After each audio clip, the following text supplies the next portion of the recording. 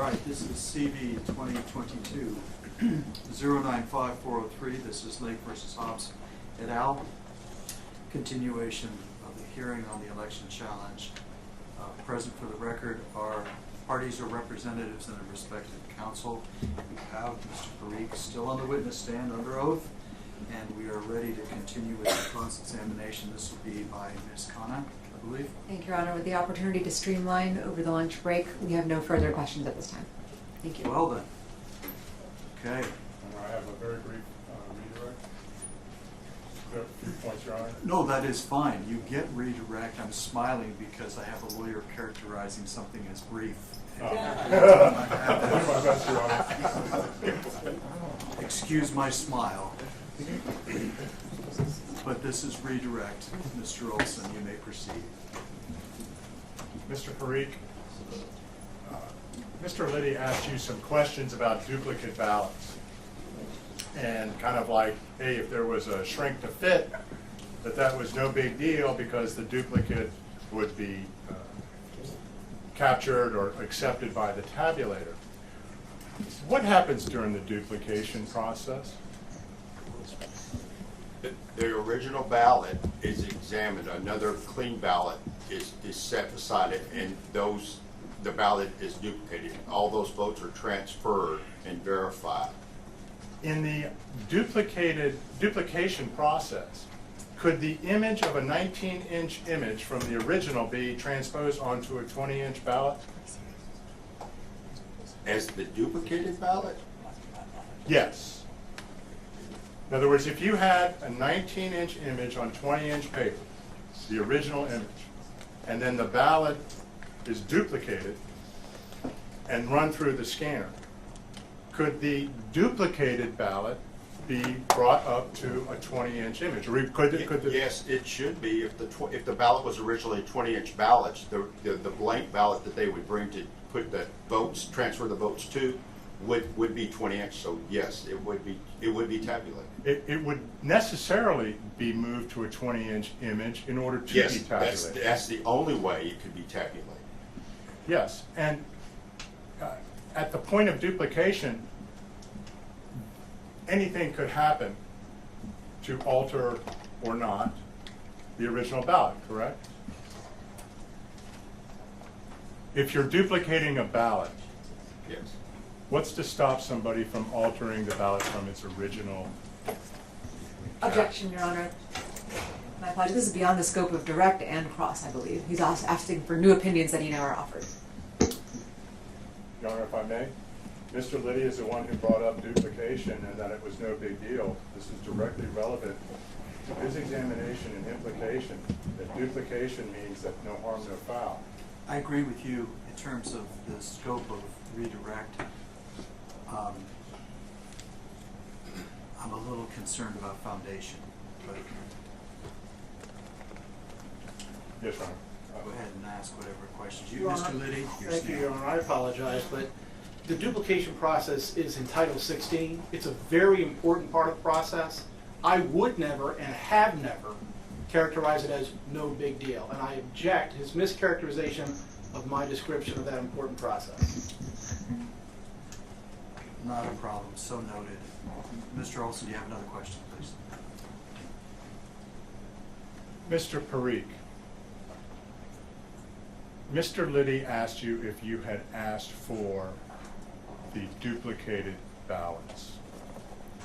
And you said in the beginning, your testimony is that you had asked Mr. Jarrett and were given an answer that there was no way to trace. And then subsequent to that, when you were asked the question again, you said you did not ask.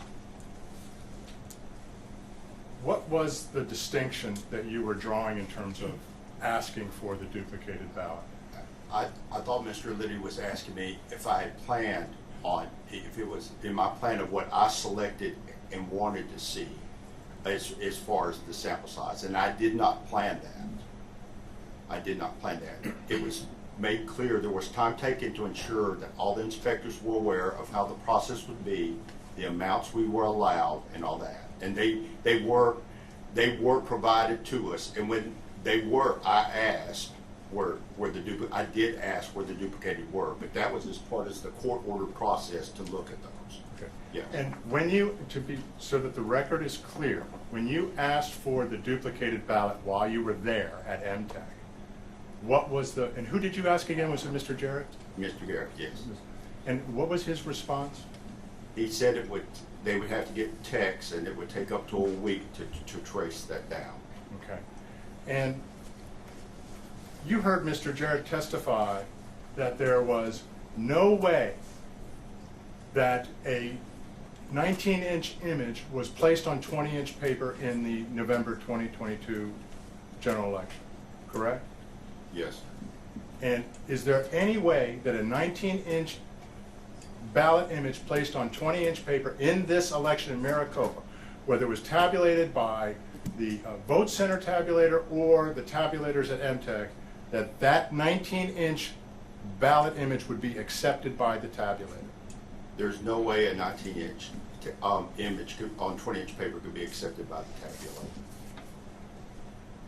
You also examined early votes, correct? Yes, sir, I did. And you testified that those were votes that were printed by Rundeck. Yes, sir. Did you see out of any of those early votes that you inspected or observed a 19-inch image on 20-inch paper? No, sir, I did not. So the 19-inch image on 20-inch paper was only an existing condition on the ballot on demand printed ballots, which were the day of the election. Is that accurate? Yes, sir, that's accurate.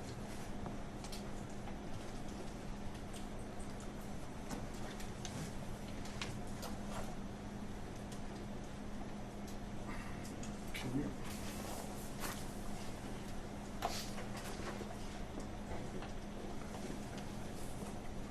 you? You took a picture of those ballots side by side in your report, correct? I did not take the picture physically. The photograph was provided to me. Okay. When I initially saw it, it may not to a normal voter or user that looks to pick this up, but again, I examined all types of media in all types of ways, and it jumped out at me, and I requested to get a copy of that image because to me, that was very damning. And then that photograph was an overlay, and it did confirm my conclusions that it was a shrinkage and that it was a 19-inch image printed on a 20-inch ballot. Should there ever be, as Mr. Liddy characterized, a shrink-to-fit ballot that comes out for some people's ballots and not others? I'm here to state the technical scientific facts. I gave the options. Mr. Liddy's assumptions of a shrink-to-fit is inaccurate, and to boot, or to further on add, that if the ballot definition is 20 inches and you print it on 20-inch paper, shrink-to-fit will do nothing. The margins will be exactly the same as they are on a regular ballot, and they should be tabulated. But what he referred to cannot happen. The only other technical possibility for that happening is if somebody messed with the print drivers and made, even though 20-inch paper was loaded, made the printer think it was 19 inches, and that would cause the shrink to fit.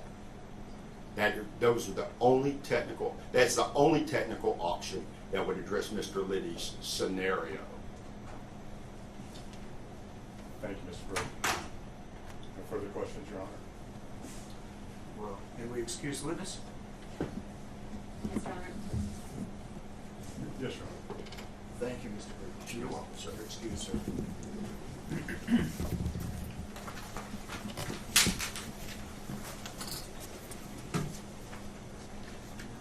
Mr. Olson, who's your next witness? Your Honor, at this time, we'd like to call Aaron Smith.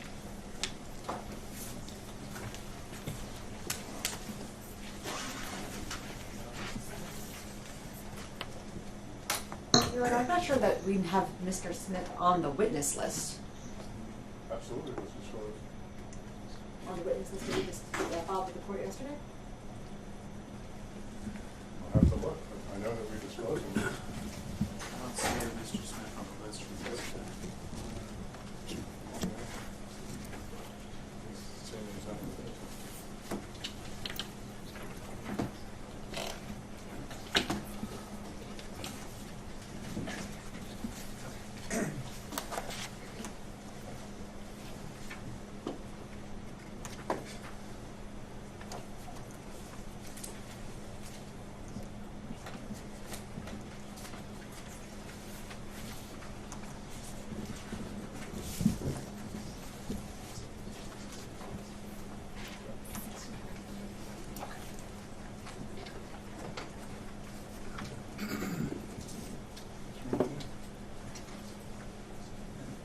list I'm looking at, Your Honor, doesn't show Aaron Smith designated as a witness.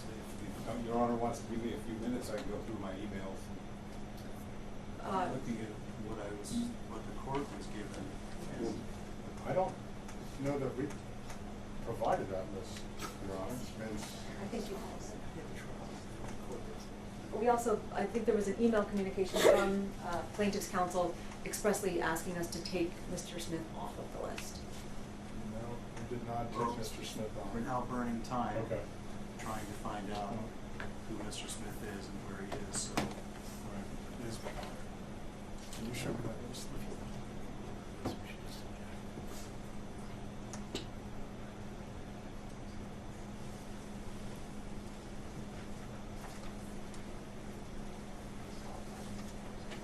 Can I see the list?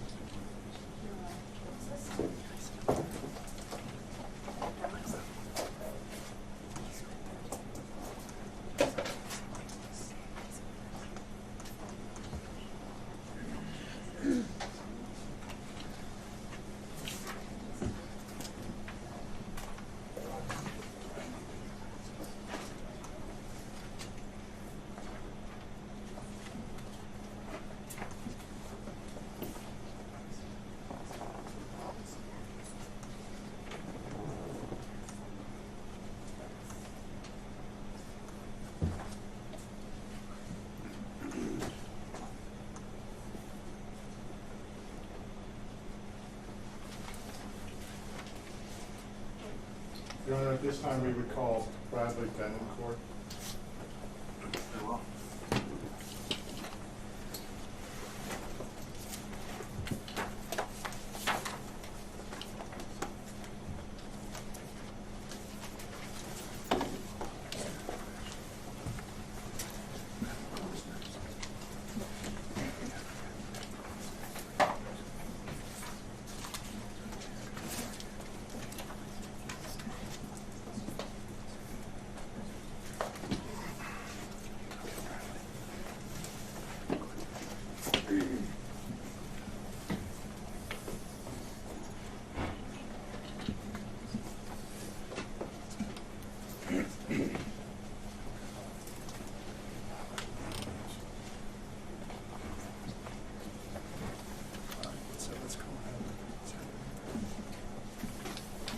Your Honor, we're going to have a change of plans. I'll call Heather Honey. Can you ask Honey to come in? I Heather? couldn't catch that. I heard change of plans and he turned around. We're going to call another witness, Your Honor, Heather Hunt.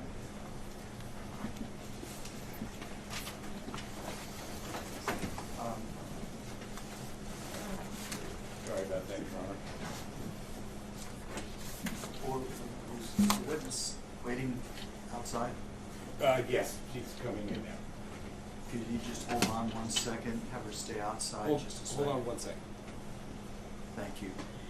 This was another issue that was raised in the 807 notice by plaintiffs that they were going to use hearsay. I apologize, Mr. Olson, you're having a hard time hearing me, and I'll try and speak up. The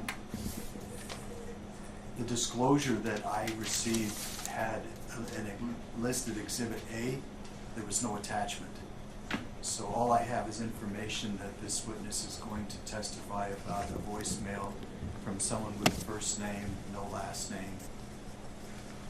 Well, Your Honor, I don't have any substance. it's a voicemail from somebody by the name of Betty, who Well- identifies herself as working at the Department of Elections for Maricopa County. The voicemail was left to my client in response to a FOIA request, a Public Records Act request that was made for chain of custody documentation. And the voicemail, we believe, Your Honor, is a statement against interest. Because they basically say, well, don't know. Okay. It had been disclosed, Your Honor. Okay. Who's going to respond? Your Honor, I will. Number one, I'm going to, Mr. Liddy? thank you, Your Honor. I'm going to object to calling this witness for the purposes of testifying by hearsay testimony by somebody named Betty, who is not a party in this case, and therefore cannot make any statements, admissions on behalf of the party. And this so-called voicemail has no authentication, so I would object on foundation as well, Your Honor. And Your Honor, we don't have, it hasn't been disclosed. It's been disclosed, Your Honor. This court even has it on trial. But Your Honor, Betty identifies herself as someone working in the Maricopa County Department of Elections. She also identifies that she is responding to my client regarding a Public Records Act request that was, I'm sorry, I said my client. She was responding to my witness regarding a Public Records Act request.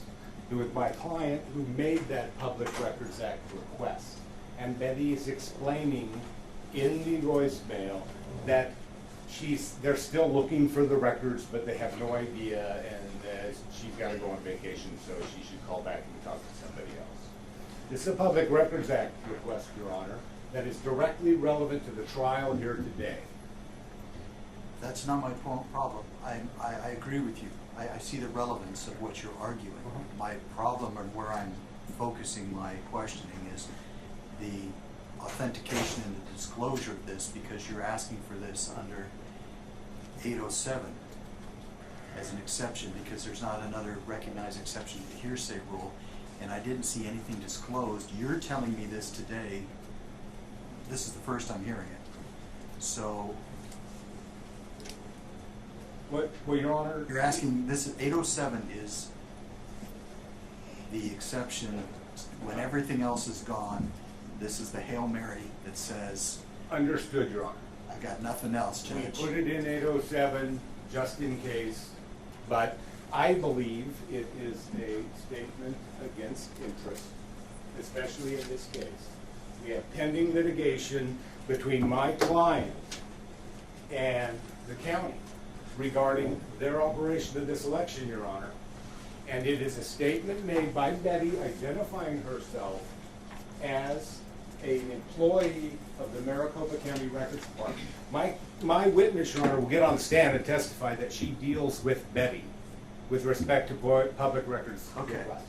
Very well then. Okay, so that's your offer of proof that your client was, not client, your witness was going to testify that this is a known person to her. In other words, she could recognize a voice, she knows this person, she has dealt with this person as a representative of the defendants with other public records requests. Did I get it right? You got it right, Your Honor. Mr. Liddy?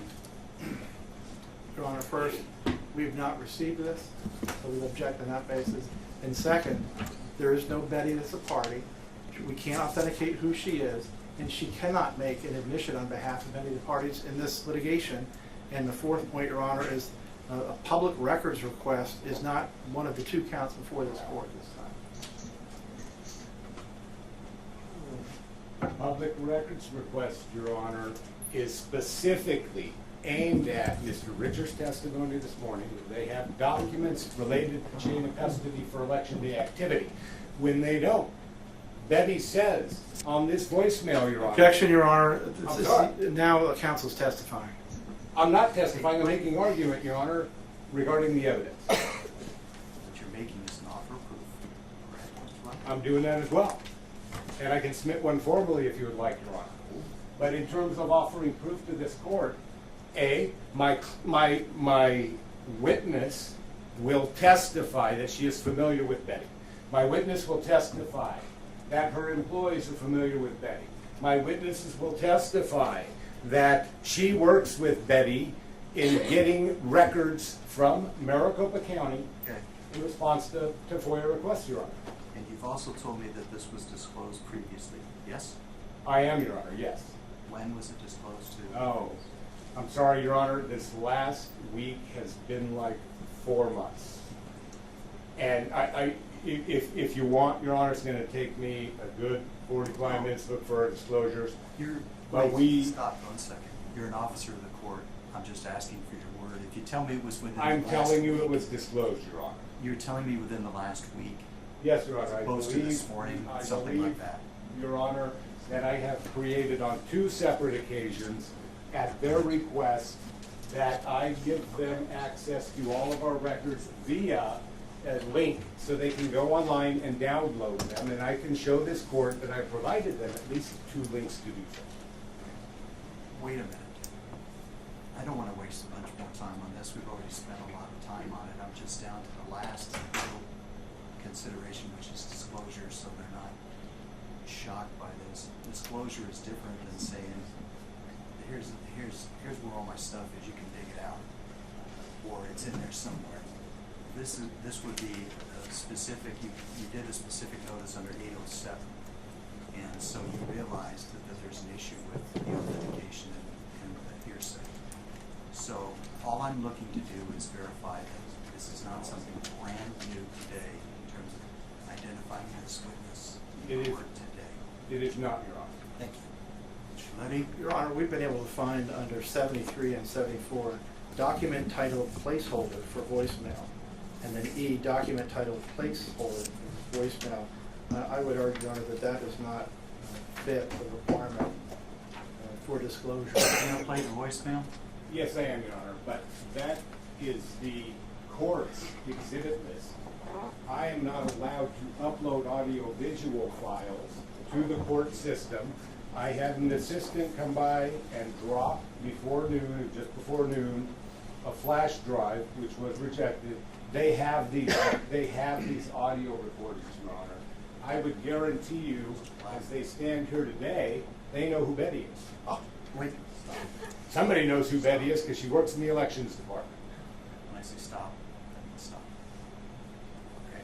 Yes, sir. First of all, your understanding of the website uploading links is different than mine. You can't upload those.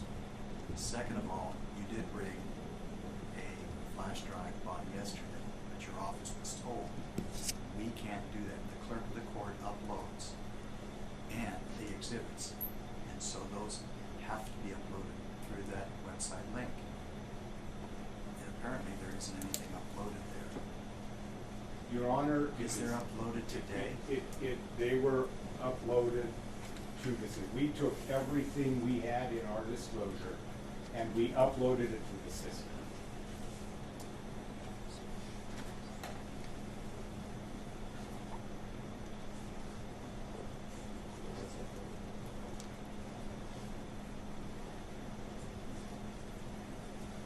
The clerk is telling me that they don't have your exhibit uploaded, so what you would be doing is playing something extraneous that you have that's not been uploaded into the system. Your Honor, we tried to upload all of our documents, Okay. but we are unable to load audio. I'm not telling you, Mr. Glenn, in that regard at all. Coming back to this, what I wanted to focus on is whether the defense had notice of this or not. Have you heard the voicemail before? No, Your Honor, I have not heard the voicemail. None of the attorneys here have heard the voicemail. And we can vow that there's no one in the Department of Elections, Public Records Department named Betty. Well, here's what I'm gonna do, okay? Because it's taking too long. You can call your witness can testify, and cross-examination can happen, but not play the video or the audio clip because it's not uploaded, it's not in the system. I don't have that disclosed. Your Honor, based on representations by counsel, we could always play it real quick before I bring the witness in. Counsel represented that there's no one by that name who works at the elections department. No, we're not gonna go, I'm not gonna have an evidentiary hearings on this issue, okay? It was raised earlier in your notice. I told you that the attachment wasn't there. Now it's not in the exhibits. We're just gonna move on. You can go ahead and call your witness. There'll be cross-examination. You can redirect, but we're not gonna play a clip that's not uploaded and not previously disclosed. Thank you, Your Honor. Would your honorable court reconsider if I can go online at some point today before I'm done with my witness and show something that says you cannot upload audio-visual files to the system from this link? I tried anyway, Your Honor. No, I don't know that you tried.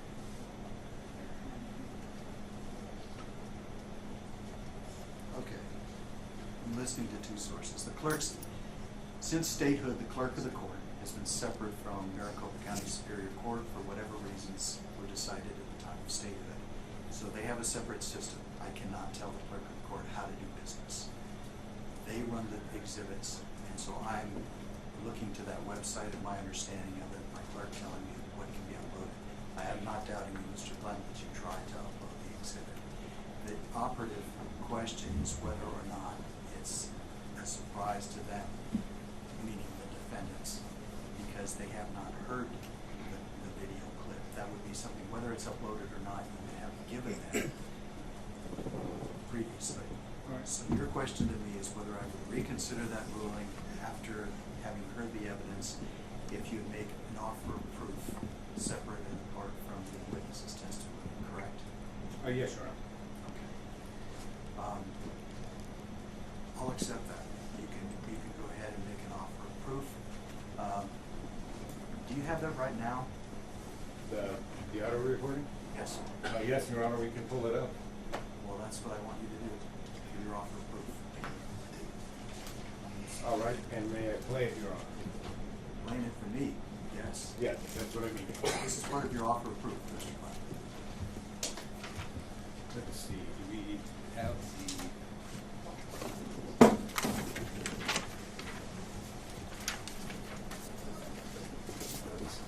Yes, go with 74. This is exhibit, what's listed as exhibit 74, Your Honor. For defense counsel's sake, it was listed as Q1.1.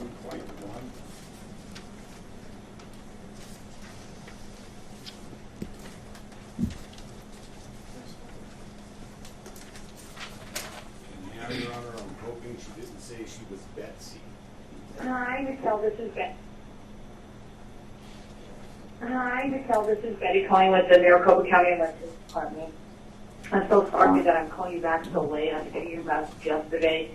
I still don't have information. Christy is waiting to receive information as to where that document is. So we haven't forgotten. We just haven't heard back. And I just wanted to give you that update, which is really not an update, but it is still on our to-do list to see where we can get that for you. Once we do have it, we will call you and let you know. I am actually going to start my holiday tomorrow, and I'm going to be off all through the following week. So if you need to touch base, I would say go ahead and touch base directly with Christy, and then she can provide any updates. But she knows that we need to get you that information and reach back out to you. So that's all I have. I know it's not much, but I wanted to at least get you that information. Okay. All right. Well, thank you so much. And if I don't talk to you, have a fabulous Christmas and New Year. And I'm perhaps to talk in the. Okay. Thank you. Bye bye. Hi, Michelle. This is Betty calling with the Maricopa County Elections Department. Is that the same one? Yeah. It just looped, Your Honor. Looped. Okay. Very good. All right. That would make an interesting crank phone call, Your Honor. That somebody identifies themselves in the Maricopa County Elections Department, stating their name and saying, we're still waiting for the record responsive to your request, Your Honor. My client will testify as to who this individual is. I'm sorry, not my client, my witness. My witness will testify, Your Honor, that she interacts with this individual Okay. when she's fulfilling FOIA requests from the Maricopa County Recorder's Office in the department. Very good. Okay. Go ahead and call your witness. I'm going to give it the weight I deem appropriate, when all the dust settles, but you can go ahead and call your witness. Thank you, Your Honor.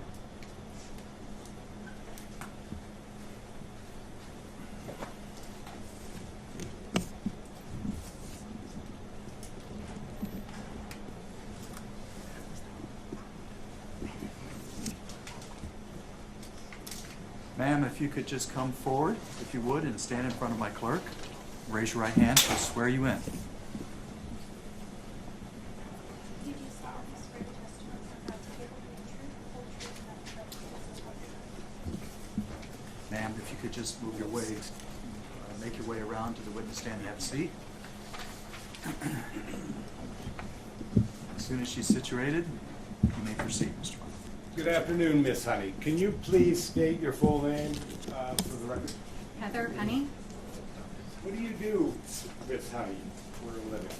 I'm an investigator. I'm also an auditor. I do supply chain consulting as well. How long have you engaged in that type of work?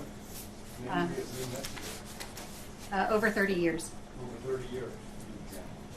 And so, what do you do as an investigator? Just investigate? Yeah, I mean, I do corporate investigations. I do, as I mentioned, supply chain investigations, counter diversion, those sorts of things. And recently, over the course of the last about 2.5 years, our research has sort of expanded into, sort of government accountability, transparency, and elections. Okay. Do you also conduct a great deal of open source research? I do. And what is open source research? Open source investigations, open source intelligence is just the use of publicly available information, public records, to do investigations or research. All right. So like Maricopa County Elections Department records, would that be correct? Yes. Okay. And you can get those through how? In Arizona, it's a public records request. That's you submit. All right. And so in terms of your work doing open source investigations and things of that nature, I know you're shy, but I also know you teach people. Can you give me some background in that area? Yeah, I do training on open source investigations, open source research. I've been doing that sort of training for about 5 years now, and I instruct people. Who do you train on behalf of? Well, I'm a small business owner. I own my own company, and I wrote my own curriculum, and I train clients, military clients, special forces. I train law enforcement. I train private corporations, and I train journalists as well. Right, so that's an awesome use of open source investigation skills for journalism. And I think you said special forces? Yeah. Do you do any work with the department or the DEA? I don't believe I've ever had students from the DEA, like Secret Service, like I said, law enforcement agencies, local police departments, those sorts of things. All right, very good. And so you said you also got involved in election integrity issues. How long ago? About 2.5 years ago now. 2.5 years ago? Okay. And just what states have you done research in? Well, some of our research has been in all 50 states. Specifically, we looked into vulnerabilities in the UOCAVA, the non-military UOCAVA voters. In addition to that, we've done very specific types of research in Pennsylvania, Michigan, and Arizona, and a little bit of stuff in Georgia as well. All right. And so, with respect to your work in the state of Arizona, do you know what is the EPM? Yeah, the Election Procedures Manual. Okay. Familiar? And I would like to pull up the Elections Procedures Manual right now, Your Honor, Exhibit 60.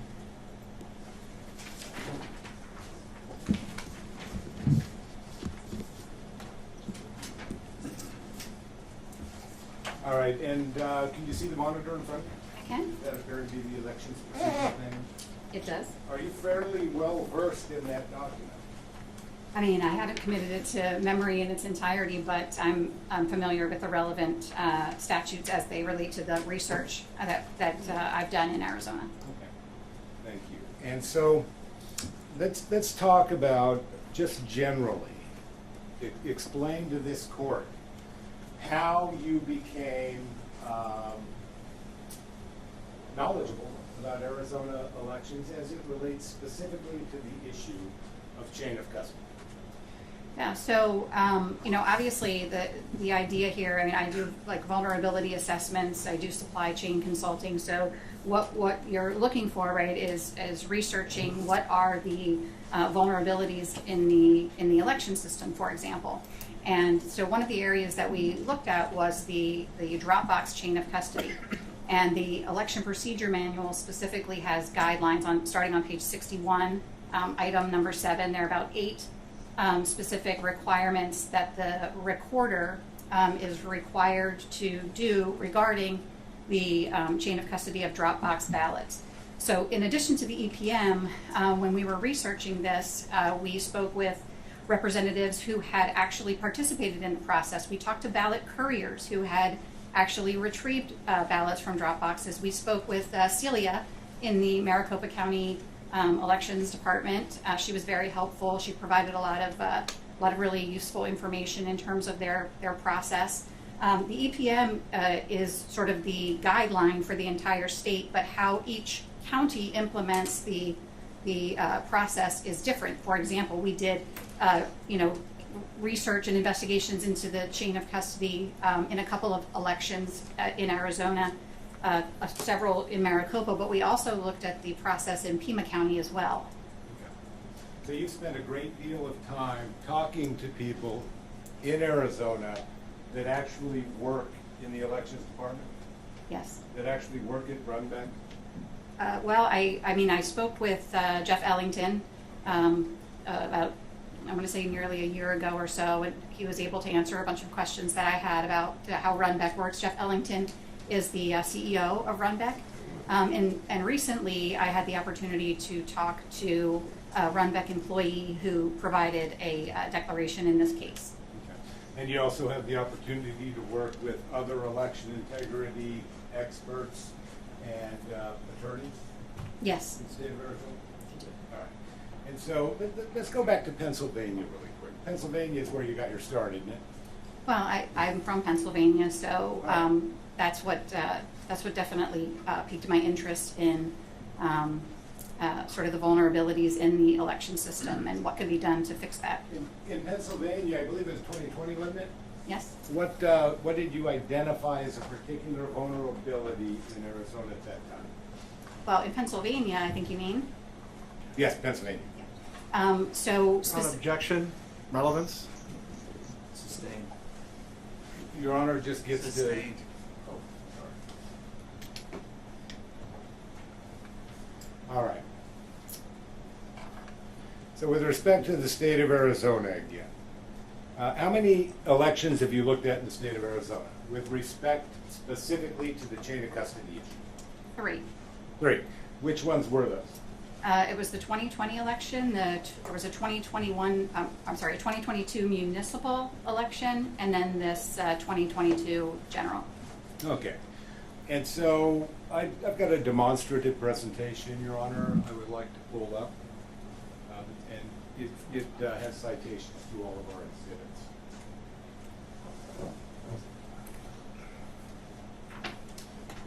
Ron, I'd like a moment to review this with my co-counsel before it's published to the witness.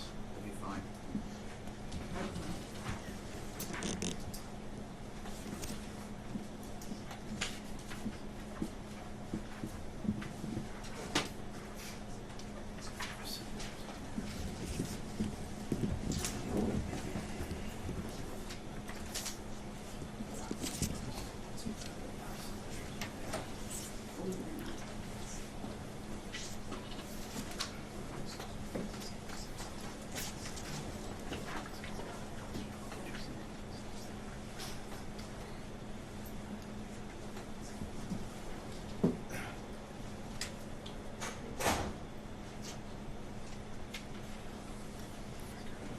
Your Honor, I'm going to object in that this exhibit, which seems to be more of an exhibit than demonstrative, contains many signatures from individuals whose signatures should not be published to the public, Your Honor.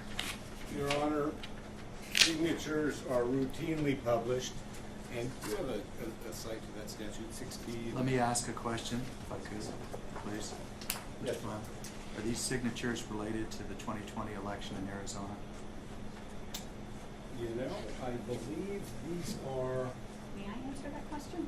yes, Well, not to. these are related to 2022. This is the 2022 election. The documents contained within this PowerPoint are from the 2022 election. They were all provided either in response to my client's FOIA request, or they are public source documents that are published online, including, there's a citation right off the bat, Your Honor, to the EPM. And so, there's nothing in here that's been a surprise. This chart made by my client has also been disclosed. And with respect to signatures, Your Honor, signatures are public all the time. Signatures of voters, people check their lists, their roster lists. I'm sorry, I'm not active in politics, so I don't know what it's called to run for office. You got to go get whatever it is, enough signatures to get on the ballot. Those are accessible to the public. Okay, I can go on the county recorder's webpage right now, today, this very second, and I can pull up titles, deeds, financial documents, all kinds of records that specifically contain signatures. These documents, Your Honor, which I'm going to move all of the underlying documents into the record, contain no PII. We're not talking about birth dates, social security numbers. We're not talking about driver's license. We're talking about Maricopa County's own documents. Your Honor, if I heard counsel correctly, he wants to move these in as exhibits, so therefore they're not a demonstrative, and they have not been provided on his exhibit list. Your Honor, I'll tell you what, the moment I come across the document that has not been provided on my exhibit list this court doesn't have, then I'll stop with a demonstrative.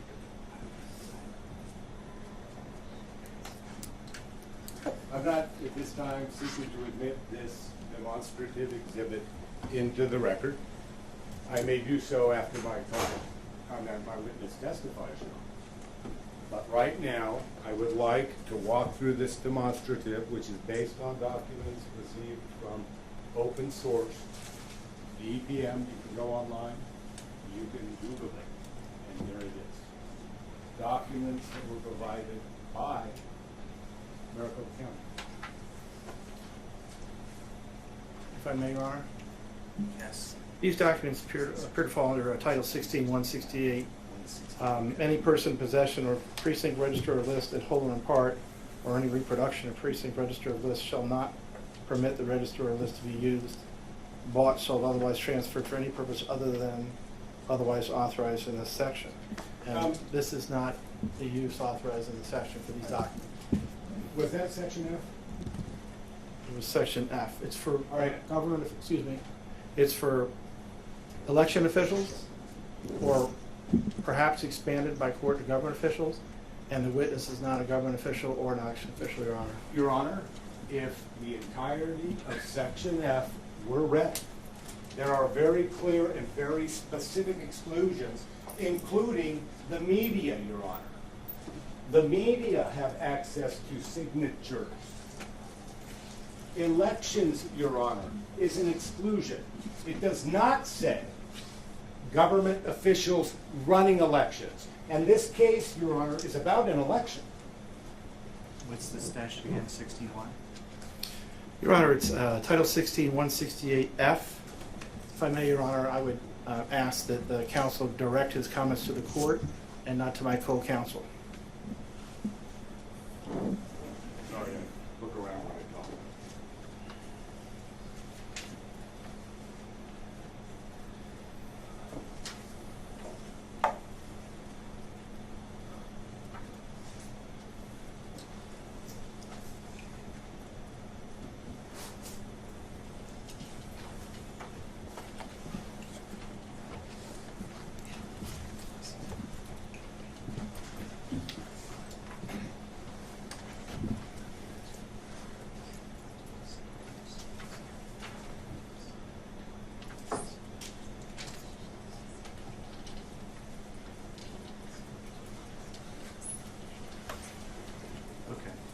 representation is that there's none of the information prohibited in the form of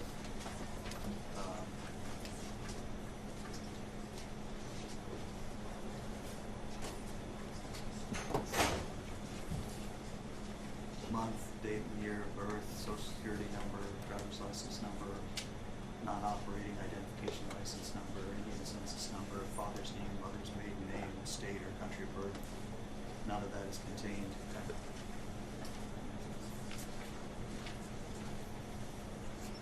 And then signatures and voters' email addresses. And then none of that's contained in the information, or are you saying it's an exception because it's available to the media? There are signatures contained, Your Honor, but following the portion I believe you just read, it specifically carves out exclusions, and one of them are for elections. If we didn't have these exclusions, Your Honor, candidates wouldn't be able to get on the ballot because they couldn't use signature petitions. Okay. There are exclusions for the media. I believe it goes elections media, Your Honor, but I may be mistaken.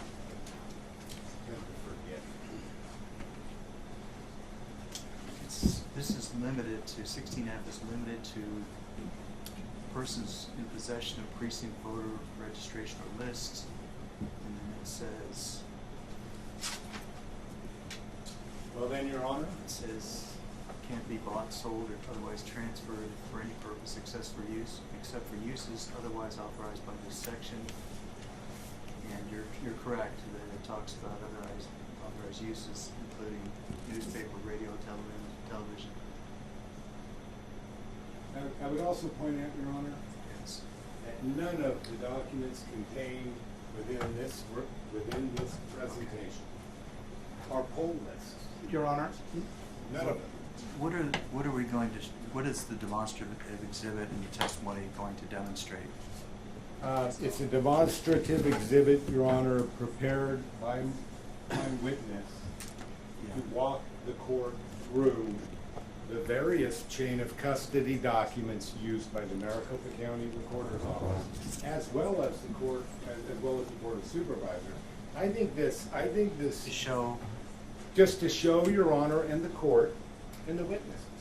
The media deserves to know, Your Honor. No. Show what?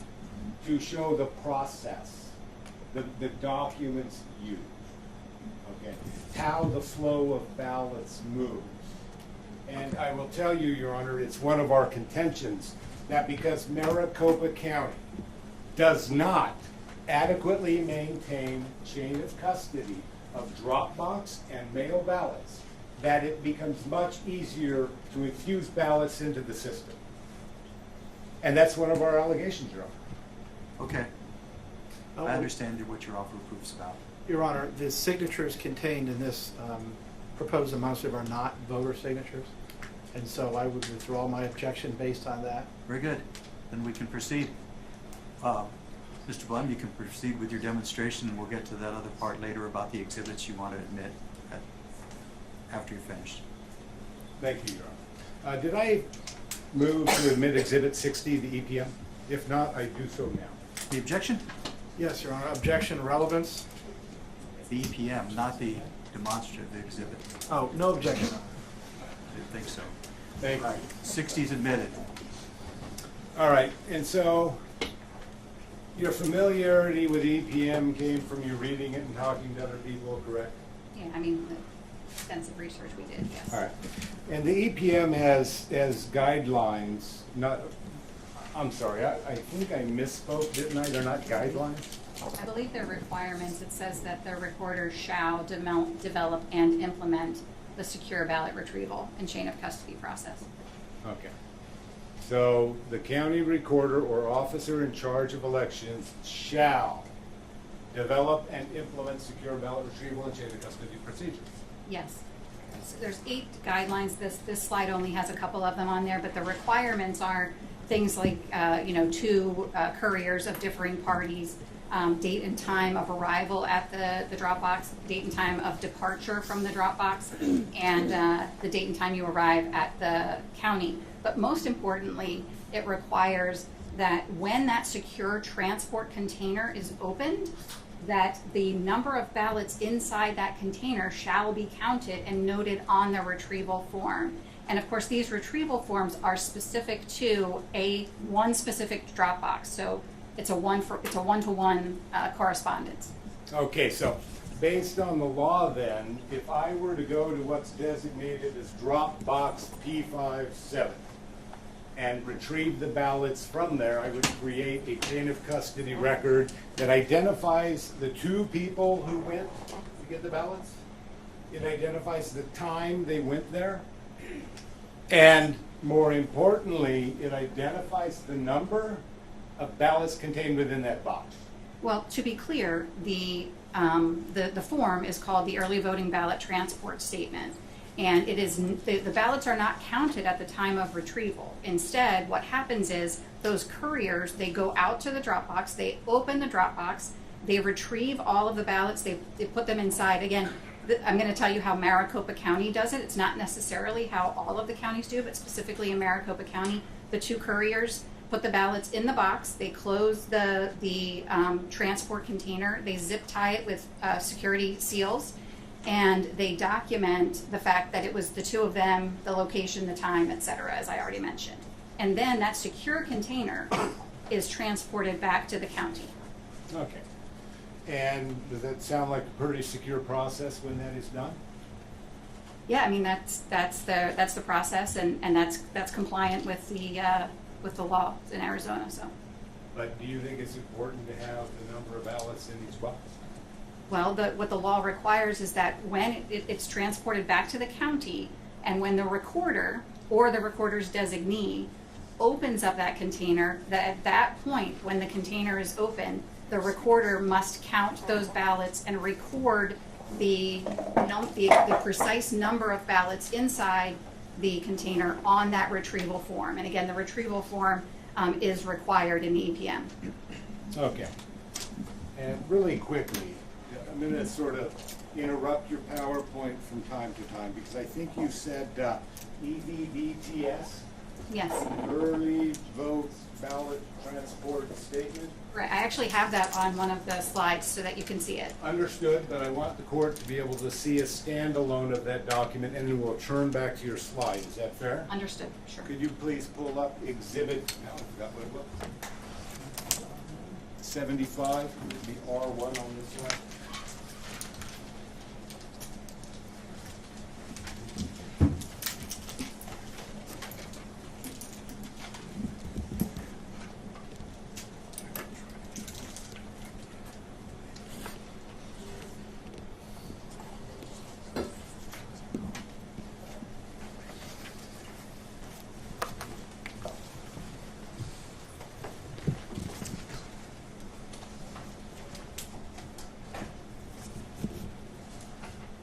All right. Can you see the document that is currently on the screen? Yes. And that's an early voting ballot transport statement, correct? Correct. It's the retrieval form used in Maricopa. Does that look like it's completely filled out? Yeah, it looks great. It has all of the required fields. If I was doing an audit of that, I would say that is a perfect score. So you'd say perfect score for this one, base numbered 009916, correct? Yes. Are you happy with that? Yeah. All right, good. So you're not here just to criticize, are you? I'm not here to criticize at all. I just want to sort of shed some light on the vulnerabilities in the system in the hopes that they'll be fixed. And how many, in response to my client's FOIA request, or I keep saying FOIA, I apologize, Public Records Act request, how many of these specific documents did you get? I apologize. The precise count has escaped me, but I will tell you that they produced. They said that they produced all of the documents that they had. We specifically asked for these documents as well as a bunch of others, but they said that they provided all of the early voting ballot transport statements that they had for the entire election. And we had them for every day that drop boxes were open. So we compared that to the list of locations when they were open, and we did have these transport statements for each and every day that they were open, with the exception of Election Day. There were no early voting ballot transport statements provided for Election Day. And that's where I was going next. The exhibit we have currently on screen, exhibit number 75, and really quickly, I'm just going to move to admit exhibit 75, Your Honor. Any objection? No objection, Your Honor. All right, we can go back. 71's admitted. All right, wait, is it 75? 75, Your Honor. It's yours. Your 75 are our one. No, there's only one number. It's the court's number that we're referring to. Not mine, yours, his. It's 75, and 75's admitted. Understood, Your Honor. I say R1 for their benefit. Got it. Very good. 75, Your Honor. All right. And, you know, I'm going to sort of divert a little bit here because do you have any problems with any of the early ballot transport statements that you reviewed for the beginning of early voting until Election Day? No, I think that they actually, compared to previous elections, they did a really, significantly better job with the documents this time around. But again, there were no documents produced for Election Day, which amounted to a significant number of Dropbox ballots. All right, and so let's go back a little bit to talk a little bit more about your history as we sort of go through this. But what did you find when you did the 2020 election? You looked at all the documents they had for chain of custody, correct? Yeah, so we made a couple of observations. The first one was that there were a significant number of these early voting ballot transport statements that were not properly completed. Specifically, I would say the biggest issue was that there were quite a few of them that did not. Objection, Your Honor. We're just testifying about 2020 relevant? Yes, she is.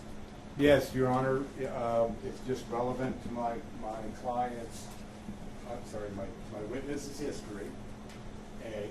And it's also relevant to, Richard's testimony. He said he came in and he made it better and changed forms. And it was my witness, Your Honor, that sort of led that effort to get forms changed. Okay, but that count was dismissed. The process changes that could have been done either by the Arizona House, Senate, Governor working together, or the Supreme Court. Might have been, whatever could have been, that is dismissed. So, I understand. I'm not going to debate with you endlessly back. Understood, and Your Honor, I won't go there, but you are now. no, I'm sorry, Your Honor. I'm not trying to be argumentative or anything. If we get the end of our presentation of evidence and defendants stand up here and raise the laches allegation, They won't be doing that because the motion ruled on that. There was the laches argument that was upheld with regard to the 2020 election and the other part of the case. okay. So today we're talking about, hopefully she's shedding light, and her statement, shedding light on vulnerabilities to be fixed, is exactly what was dismissed. I'm looking at today what happened in the 2020 election and understanding that, and to that end I've allowed this presentation. And so far, even though she said that, you're explaining how the process works, and that's fine. But going into the 2020, we're out of that. Understood, Your Honor. Thank you. All right. Can we change the slide? Thank you very much. Can you please explain to the court what this all means? Yeah, so this is a diagram of Maricopa County ballot chain of custody from the voter to tabulation. And so what you notice is if you vote on election day, you put your ballot in the tabulator. But if you vote early in person in Maricopa, or if you vote by mail, there are several transfers of the ballot and therefore requirements for chain of custody. And what's interesting or unique about Maricopa County is, to my knowledge, they are one of the only counties in the country that outsources the intake or the receipt of their ballots to a third-party organization. So for example, we talked about the EPM and the requirement for chain of custody from the drop box to the county. In most counties, that's the end of the road. You know, you retrieve the ballot from the drop box, you transport it securely to the county, and it's tabulated there. That's not the case in Maricopa County. In Maricopa County, they then have to, after they've received it in the county and processed it according to the Arizona law, then they must again maintain secure chain of custody as they transfer it from Maricopa County to Runbeck, and then again when it comes back the other way. Thank you very much. And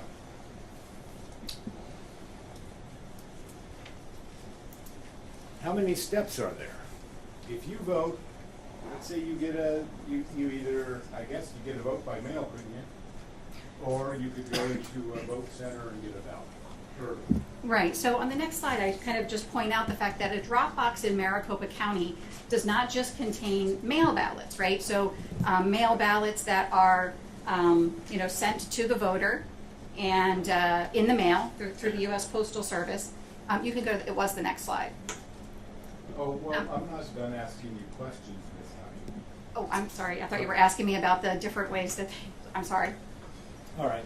Why is it that chain of custody when all of these transfers takes place is so important? Well, I mean, chain of custody, first of all, it's the law, and secondly, it's what allows sort of the security of the ballot, right? If you have 10 ballots and you know you have 10 ballots and they're transferred to the next location and there's still 10 ballots, then you feel like that's a pretty good secure chain. But if there are ballots added or subtracted, you become aware of that if you are properly managing chain of custody. Okay. So is what you're saying that at each of these different points in this process where a transfer is made, there are vulnerabilities in the system that could either induce or reduce the number of ballots? Well, I mean, I think the reason that you maintain chain of custody, the reason that it's part of business, it's part of elections, is because if failure to maintain chain of custody presents a situation where ballots could be added, but ballots could also be removed. And so that's why this whole chain of custody is important enough to have its own laws written about it. Okay. And can you pull up Exhibit 102?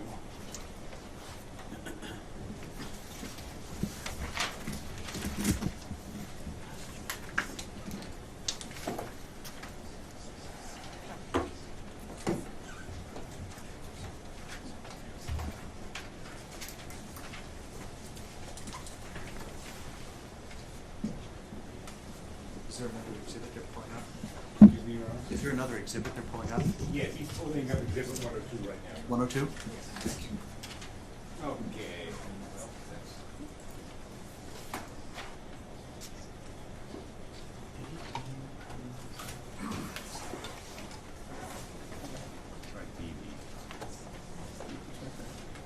Okay.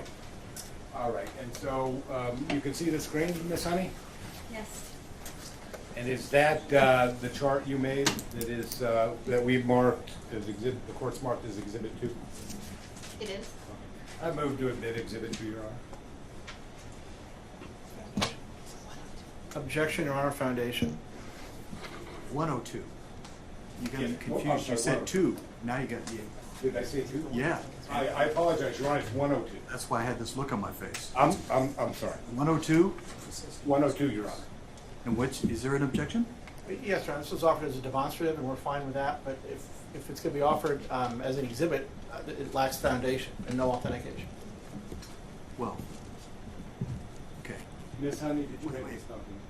Let me roll. I think that's what the witness has done, is she's testified as to her understanding, and that's what this represents, her understanding of the system as the law is. And your objection next might be, My objection is I'd like to know where she got it, who created it.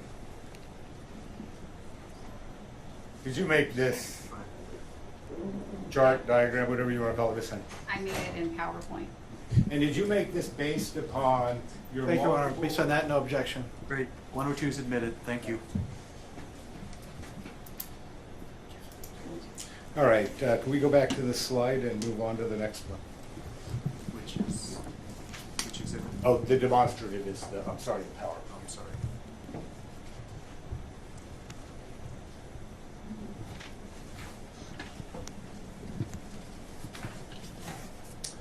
All right, can you tell us what this slide shows, Ms. Honey?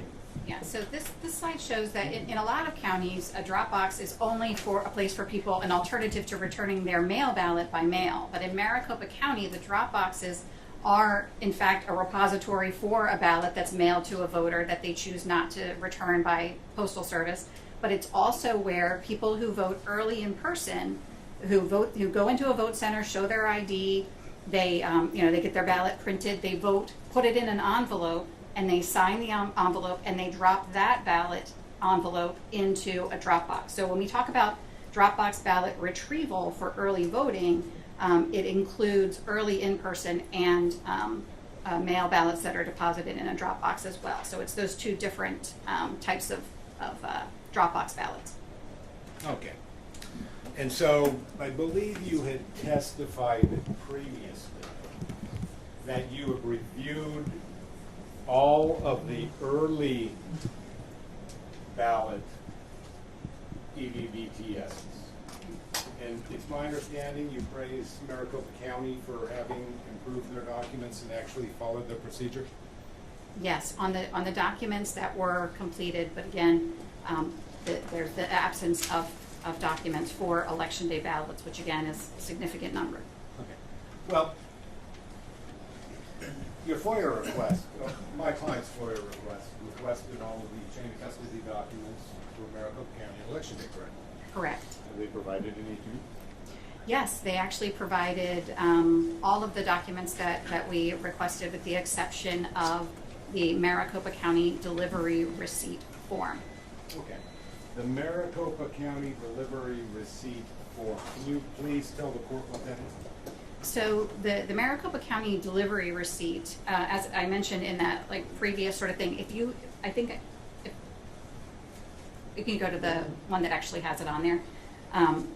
It is the document, the chain of custody document that is created at Maricopa County to record the precise number. That's not this slide. If you go to two more, the precise, that's the one. Perfect. Thank you. Oops, back one. There you go. Perfect. It's in this diagram here. It's the number 2, right? So when the drop box is when the ballots are retrieved from the drop box, the early voting ballot transport statement is used to document the chain of custody from the drop box to Maricopa County. Again, when it gets to Maricopa County, what the law requires is that they break open the seals and they count the number of ballots inside that transport container, and they record that precise count of ballots on the early voting ballot transport statement. From there, again, this is unique to Maricopa County. Maricopa County election officials then create this delivery receipt form, which is like a half sheet, and that has on it the precise count of the ballots that they are then loading on a truck and transferring to Runbeck. The larger thing there, the thing that has the number 3 on it, is a document that's created at Runbeck, basically just saying, hey, this is how many ballots were dropped off.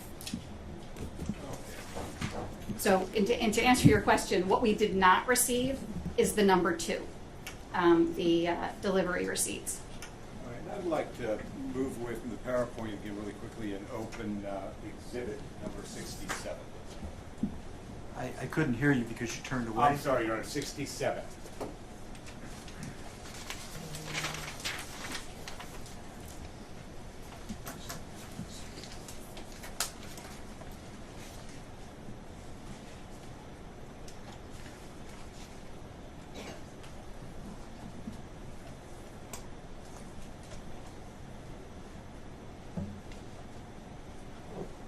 All right, Miss Honey, you were talking about the early voting ballot transport statement. Is this it? I mean, that's one of them. This one is from ASU West from October 25th. Okay, by one of them you mean there were many of these? Yes, so there's one of these forms for each day that a drop box is open.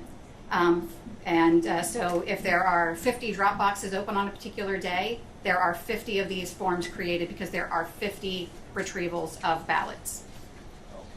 Okay. And you reviewed all of these? We did? All right.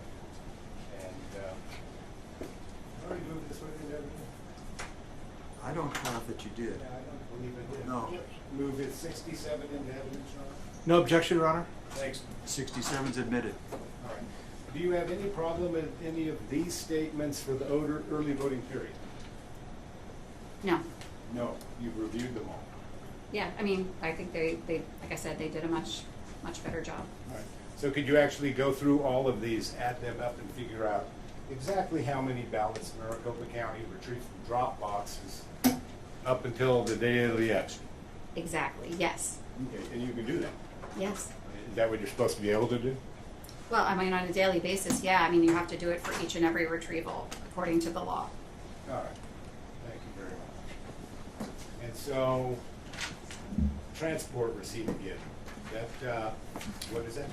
So the delivery receipt is, again, that half sheet that I had on the display there, which is created at Maricopa County, at MECTEC, that accompanies the ballots as they travel from Maricopa County to Runbeck. So that when they arrive at Runbeck knows precisely how many ballots are on that shipment. All right. Do you have all of Maricopa County delivery receipt documents? We do not have any. We requested them, but they said they had misplaced them.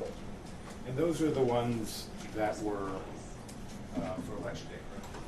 Well, actually, we didn't get a single one of those for the entire election. It is the testimony of in the declaration of the Runbeck employees that no such documents existed for election day. For election day. Right. Okay, what about prior to the election? Yeah, so this form was actually created for all of the days prior to election day. And I'm sorry, but my question was specifically related to election day. There were none. Well, we did not receive any. They said they misplaced them, and the Runbeck employees said none existed. Okay. All right. Have you been trying to get the records? We have. Do you know somebody by the name of Betty that works at the Maricopa County Department of Elections? So we as in response to our public records request for these documents on behalf of Kari Lake, some of the documents they provided to us electronically, and others they said were in binders, and we had to go and copy them ourselves. Okay. So we had a couple of representatives go down to Maricopa County Elections Office to copy them, and and Betty and Christy were sort of overseeing their copying of the records. Have you met Betty? I have not met Betty. Then I got to correct the misrepresentation to the court, Your Honor. I believe that my witness had. And so I apologize and I correct that. Are you familiar with Betty's voicemail? Well, I called Betty a couple of times to try to get the records, but when they were there actually scanning all of the records, she exchanged business cards with Michelle, who was one of the representatives. Have you spoken with Betty? No, she's not responded to Never me. been able to get a hold of her? No.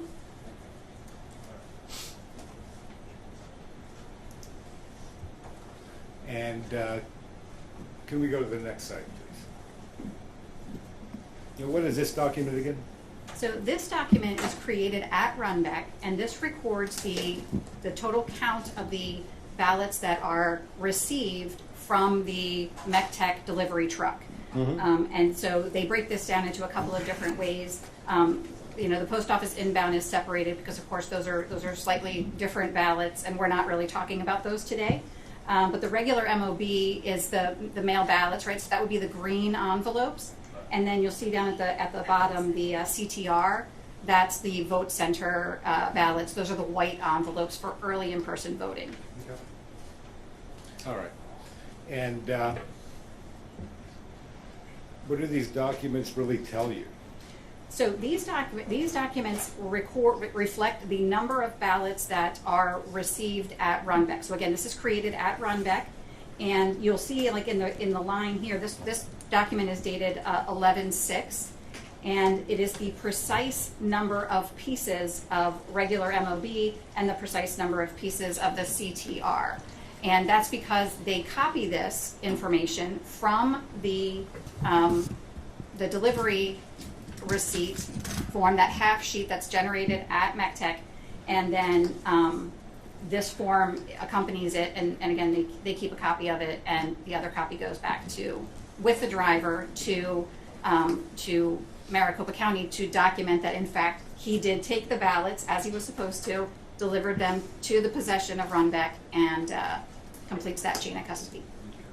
Okay, so these then are created by Runbeck when Maricopa County officials drop ballots off at their third parties. Is that correct? Correct. It's the drivers though, so it's not like actually the recorder or anybody doing that delivery. Understood. And so Runbeck employees, they simply estimate the number of ballots? No, just to make the distinction. For the post office inbound, what happens is the driver, if they're, stops at sometimes he makes a special delivery, but sometimes he also stops on the way. So he'll go to the U.S. Postal Facility. So the post office doesn't deliver the ballots to Runbeck. The post office doesn't deliver the ballots to Maricopa County. The driver goes to the facility in Phoenix, and then he loads the trays of mail ballots onto the truck. And then that is taken to Runbeck. And for those ballots, they count the number of trays, number of postal trays, and they estimate that. There is a receipt that accompanies the post office ballots, but Maricopa County does not use that to record the precise number. However, they started preserving that at Runbeck. Okay, so Runbeck has started preserving documents obtained from the United States Postal Service regarding how many ballots the U.S. Postal Service was transferring to Maricopa County's care and control? Objection, Your Honor. Custody and control? Is that your understanding? Hold on, there's an objection. Objection, Your Honor. The witness said the post office provides estimates, not counts of the number of ballot packages. Shaking her head, no, Your Honor. That's not what she said. What she said. Well, he's objecting to the form of the question. I think what he's saying is it's leading. That's fine. I'll ask the question. Rephrase it. another way. Thank you. Based upon your knowledge, training, experience with respect to Maricopa County chain of custody and election-related mail ballots, do you know if the Postal Service provides receipts showing the exact number of mail-in ballots that the United States Postal Service is transferring to Maricopa County? Right, so yes, the answer to that is, it is my understanding that they do. They tuck them into the trays, so it's, again, my understanding that they're difficult to find, but that's how they base how much they're gonna charge. That's like how they bill for the postage. So that's how they count it. And of course, they have machines that do that at the post office. Okay, and so Maricopa County then gets a receipt, or at least the Maricopa County driver gets a receipt from the Postal Service that says essentially how many pieces of mail ballots were delivered to Maricopa County driver, correct? That is my understanding. Okay. Does the county maintain those documents? So to my knowledge, they didn't turn any over to us. So let me just start with that. We didn't receive any in response to our request for those public records. But it's also my understanding that that the Runbeck employees attempted to sort of return them to Maricopa County, and they said they didn't need them. Okay. And so is there any way to tell, other than this inbound receipt given by Runbeck to the Maricopa County driver, exactly how many ballots left Maricopa County, were picked up at the post office, and actually delivered to Runbeck? Well, on this form here, on 11/6, you can see that they have a precise count, but unfortunately, on election day, because they were not using the other chain of custody documents that we described, this was the one and only form that was used, according to, again, the records requests that were produced for us, and based on the Runbeck employees who described receiving the trucks coming with no corresponding documentation. Thank you. Thank you, Ms. Hunt. And so I would like to exhibit, is this 66?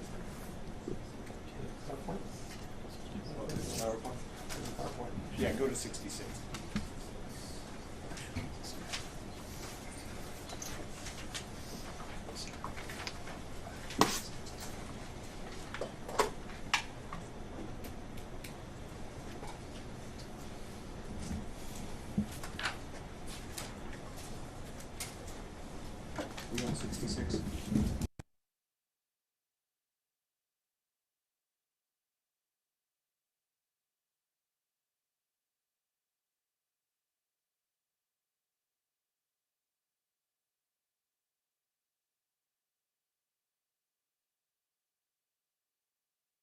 66 is admitted. Thank you. Thank you. Okay, go back to the purple.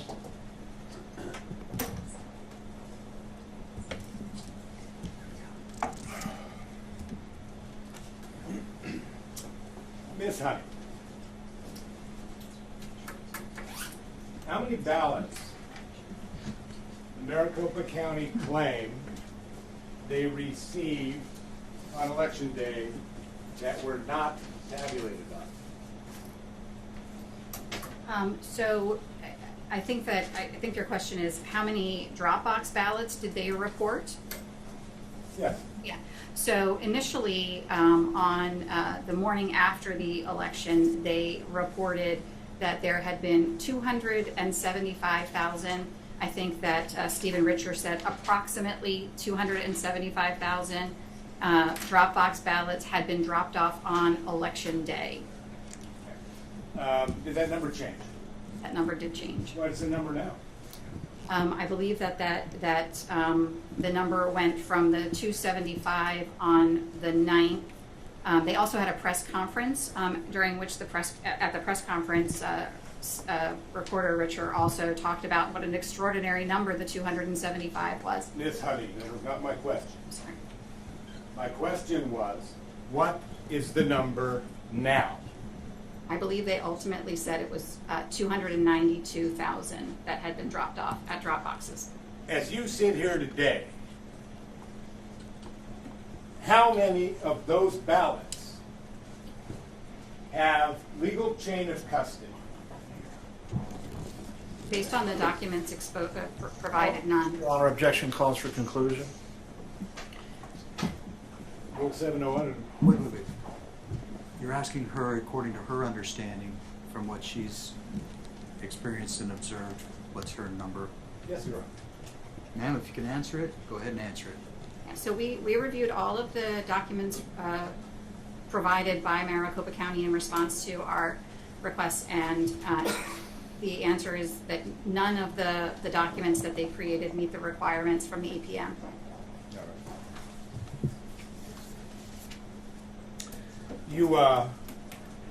You had the opportunity to talk to somebody from Runback following this election, is that correct? I did. And did you have an opportunity to read that Runback employee's declaration? I did. All right. And so I would like to, let's see here. I'll find it here.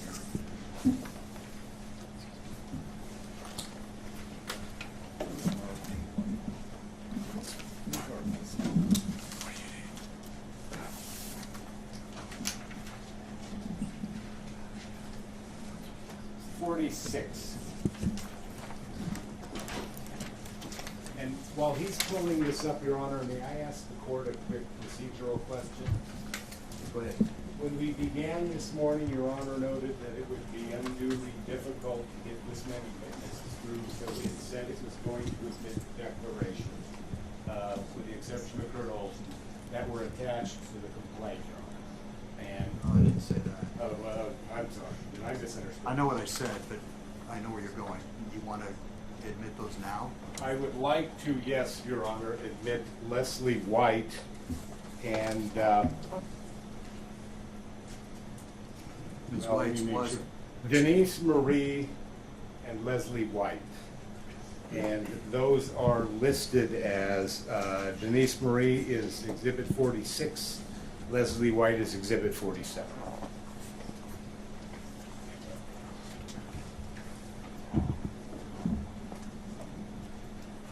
okay. Yes, Mr. Liddy? Objection hearsay, Your Honor. Very well. All of your objections were preserved. These are two of the ones that I had listed specifically this morning and told you that I needed the numbers. Now I have the numbers for at least two of these, okay? So your objections are all preserved. All three defendants have joined. They were in writing under the Rule 807 notice. And so over your objection, I'm going to admit 46 and 47. Thank you, Your Honor. Ms. Honey, the Rundeck employee, Denise, did she tell you that, did she tell you about any problems at Rundeck with respect to chain custody? Yes, she expressed her concern over the fact that the procedure that had been well established throughout the election was not used for the large number of election day Dropbox ballots that were received.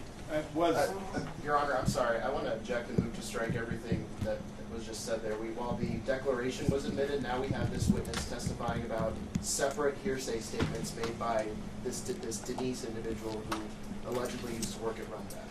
This seems to me to be a separate issue from the admission of the declaration itself, but I just want to clarify that the hearsay objection extends to any hearsay testimony that this witness will offer in addition to what may or may not be in the declaration. Your Honor, the county joins that objection. Which exhibit was in it? This is Denise Marie or yes, Leslie? Denise Marie 46. 46. And Your Honor, I'm not asking any questions outside the scope of this declaration.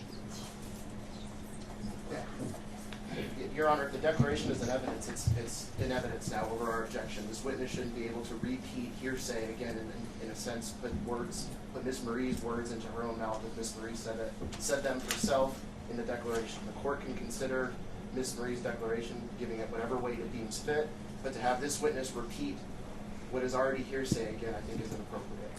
Okay. We're not going to go back and forth.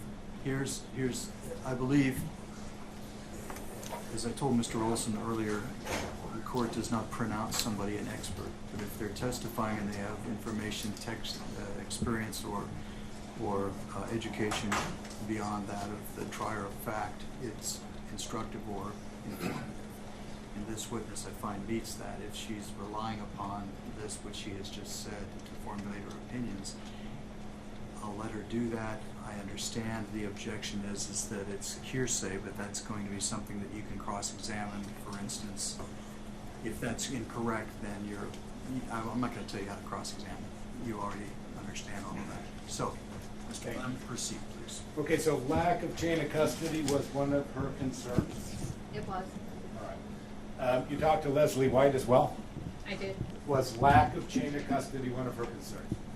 So Leslie was actually an observer at MECTEC on an election night when the ballots were received back from the drop boxes. And her concern was that specifically the seals were being removed from the transport containers and the ballots inside were not counted.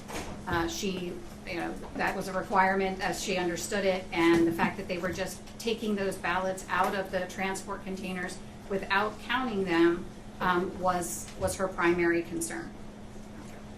And then, okay, so we have two different people you have spoken to working in two different places, correct? Correct. One's here at Runbeck, the third-party vendor, and one's here at MECTEC, right? Correct. MC Tech? Mm-hmm. All right. And both of them are both telling you that there is no chain of custody on election day for ballots being transported from MC Tech to Runbeck. Is that correct? Correct. They weren't following the legal requirements for chain of custody. So there were seals on the containers when they transported them, but the specific issues were that they were just cutting them open, taking the ballots out, putting them in trays without regard to how many, or there was no documentation. There were handbags and purses where they were processing the ballots. That was All right. With respect to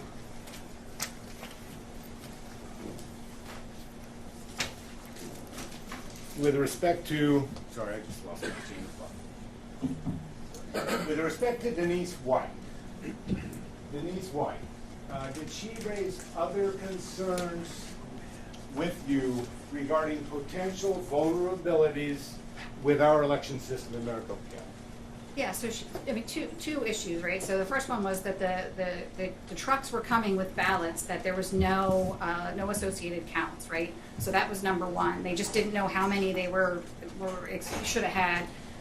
So she was concerned about that. But then after the election, on the evening of November 9th, right? So November 8th is election day. November 9th in the evening, She was called by her supervisor and asked to go down to the system and actually pull the total number of ballot packets that had gone through the system to provide a count to Maricopa County. Why? Well, I don't know. Foundation and hearsay on this one as well. I'll withdraw the question. Improper. Okay, and so she gets a call. She's been tasked with an assignment, a job, and that is to go find what the numbers are to report those to Maricopa County because they don't know. Objection, Your Honor, again, foundation. Is that what she told you? County joins. Yeah. Great. What I told you before, I'm going to assume all the defendants join the other objections that you've made, okay? And your objection is speculation or? Your Honor, I guess foundation and speculation, and I just want to make clear that we have a continuing objection to any of these continued hearsay conversations that this witness is relaying. So noted. I'm almost. Pardon me? I'm almost. And That doesn't take care of this question. Yeah, I was just going to say, Your Honor, that the question was, what did she say and then why? And now we're getting into this witness's motivation, which is now beyond hearsay, pure speculation and lacks foundation. My understanding was it was calling for this witness to speculate about why Maricopa County did something. And so rephrase the question. Did this witness tell you that she was concerned about how Maricopa County was conducting operations with respect to drop box ballots? Yes. Did this witness, Denise, did she also tell you about possible vulnerability where people can inject ballots into this system? Right. So what she said that Runbeck employees were permitted, almost like it was a perk of employment, to bring their ballots from home. So their ballots from home, their family members' ballots, bring them from home and add them to the inbound scans. Is that consistent with Arizona law? No. So Objection, Your Honor, calls for a legal conclusion. You're asking for her understanding, correct? Yes, Your Honor. Your understanding, ma'am, if you can answer it based on that? it is my understanding that ballots must be returned to an authorized drop-off location. Maricopa County publishes a list of those authorized drop-off locations, and Runbeck Elections is not one of those.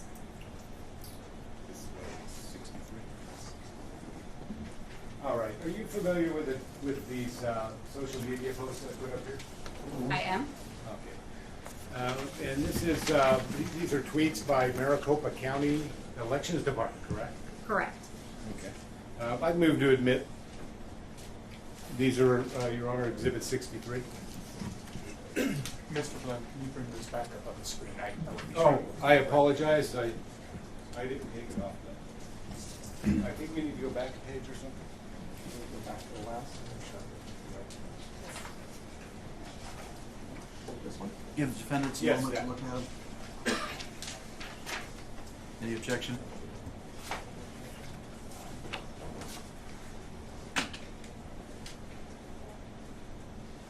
I'm sorry, I can't read it. You're referring to that's an actual tweet. Just full pictures of I it. can have my witness read it. No, I know, I'm just a little bit of that.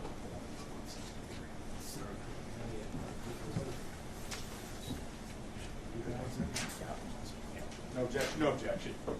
Very well, that was 63 that will be admitted. Are you familiar? Your Honor, hold on, can we? We be believe sure it's- about the number? I believe it's 70, Your Honor. That's 63. 63? Did I say that was Stephen Richard? I'm looking at there 63. another I page? pulled them up as you discussed Was them. it? I think that's 70. Yeah, 70 is Stephen Richard. Okay. Which Okay, one are maybe we, it's numbered on the sheet we received. Sorry, Your Honor. which one are we moving, Mr. Glenn? I am, I think I might have written these down backwards, Your Honor. I'm going to move to Exhibit 70. Well, And then before you're gonna get to 63, I think that you looked at 63, defendants, correct? Did you have any objection to 63?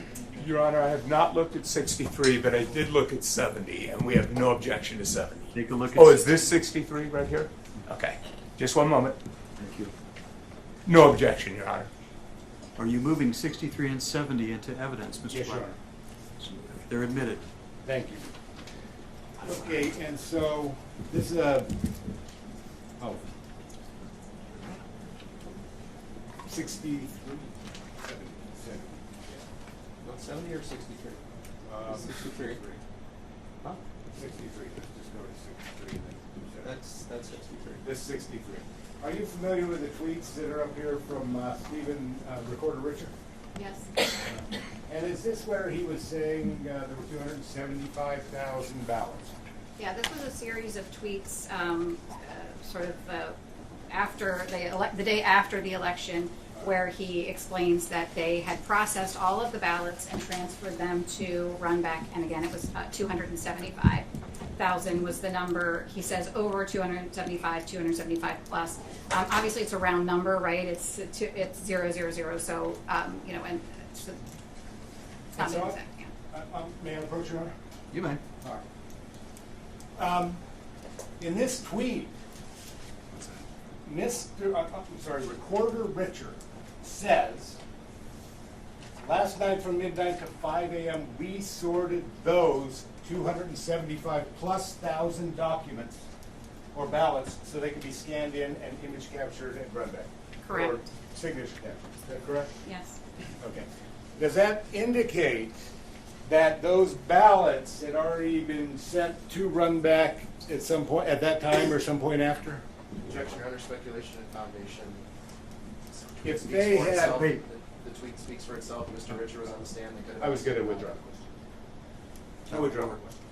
Withdrawn. Thank you. Did they count these ballots before they put them in a truck and sent them to run them? There are Objection, Your no. Honor, foundation again. Which ballots? Rephrase. The 275 Mr. Richard's talking about. Same objection. I'm sorry. Rephrase the whole question for the witness, please. Okay. Do you have any evidence they counted these ballots before they put them in a truck, departed from the Maricopa County facility with ballots from Maricopa County residents and delivered them to a third party? No, there's no record that they counted any of them. Thank you. Did Maricopa County, knowing we had these claims, come here with their exhibits saying, hey, look, no harm, no foul, sorry we got them to you late? Objection, Your Honor. Yes or no? Argumentative Hold on. Okay, I'll strike Save that. it for I'll go back. closing. Sustained. Did you, Ms. Honey, have a chance to review the documents Maricopa County submitted as exhibits before this court? Yes, Did they provide those missing documents? they did not. Did they provide any documents that will allow them or their witnesses to sit up here before this court and do the math? Objection, Your Honor, speculation and foundation. He has reviewed, You can rephrase it by saying to her knowledge. to your knowledge, Ms. Honey, will they be able to put witnesses up before this court and do the math based on their own disclosure? And exhibit?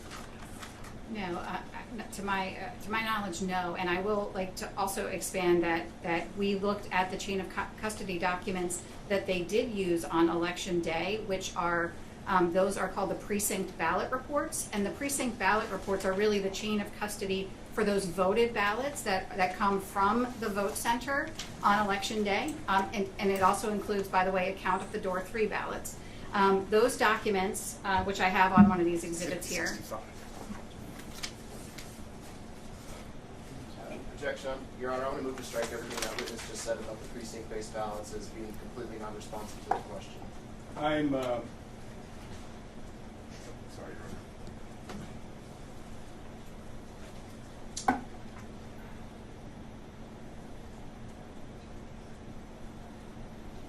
Re-ask the question. I'm too busy trying to follow, take notes. keep up with the two of you. Re-ask a question. Well, to use an old adage, that's a road we're getting ready to hoe, Your Honor, so we'll just start from scratch and we'll go down that road. And so I believe we've pulled up what has been marked as Exhibit 65. What is that document, Ms. Honey? This is an example of a precinct ballot report. Precinct ballot report. What are they? These are the documents, according to the Maricopa County Poll Worker Training and the Poll Worker Manual. These are the documents that are used when they close the polling places to provide chain of custody for the voted ballots that are, voted on election day. In addition to that, the poll worker training requires the poll workers to empty the drop boxes of all of the early voting ballots and place those in a container. And of course, there's no counting of those ballots. There's nowhere in this form to record a number. Is really the point of this. Oh, thank you, Ms. Honey. Anywhere in this form, can you find? Well, I'm going to withdraw that strike. Did you have a chance to review each and every one of these documents that the county provided? I did. You did. On any one of those, for election day, did you see any documentation of drop box ballots and the number of ballots contained within the drop box? Definitely not the number of ballots. The seal numbers that were put on those containers are on here, but there's no ballot counts. All right. And so if I look at the vote totals for tabulator 1, 494 in this example, and tabulator 2, 384 in that example,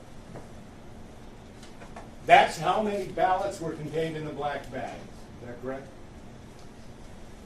Correct, if they followed the procedure. The misread ballots, the 101, would have been transported separately in that blue tote as well. All right. If Recorder Richer hypothetically were to testify that, oh no, I'm not responsible for drop boxes on election day, would that be accurate? It's my understanding, according to the EPM, that it specifically makes the recorder or the recorder's designee responsible for the secure retrieval of ballots deposited in drop boxes. So it would be my understanding that that applies to election day. There is no exception to the requirements for election day. All right. Thank you, Ms. Hunter. Now I forgot what exhibit it is, Your Honor. Exhibit number 65, I move it into evidence. Any objection? No objection, Your Honor. 65 is admitted. Thank you.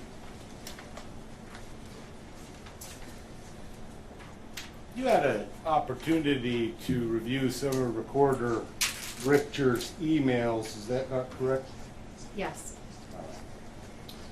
And I'm looking for them on my list right now, but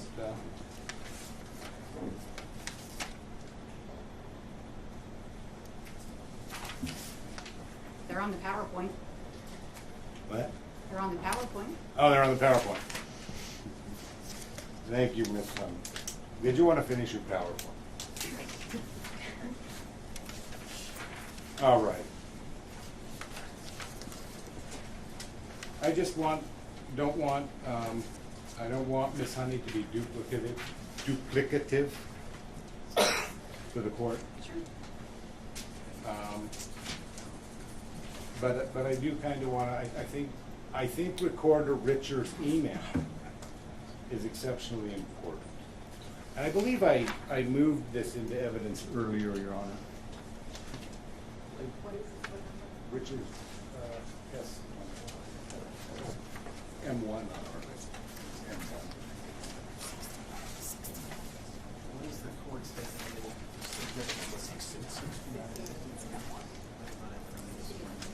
Oh, these are 69, Your Honor. Okay. Here. This morning, Your Honor.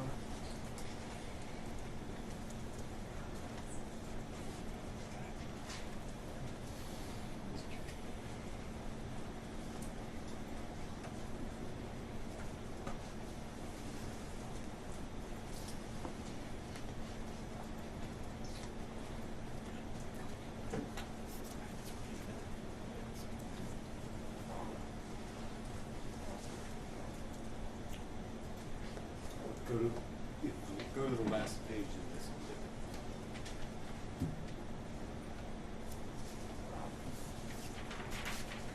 Miss Honey.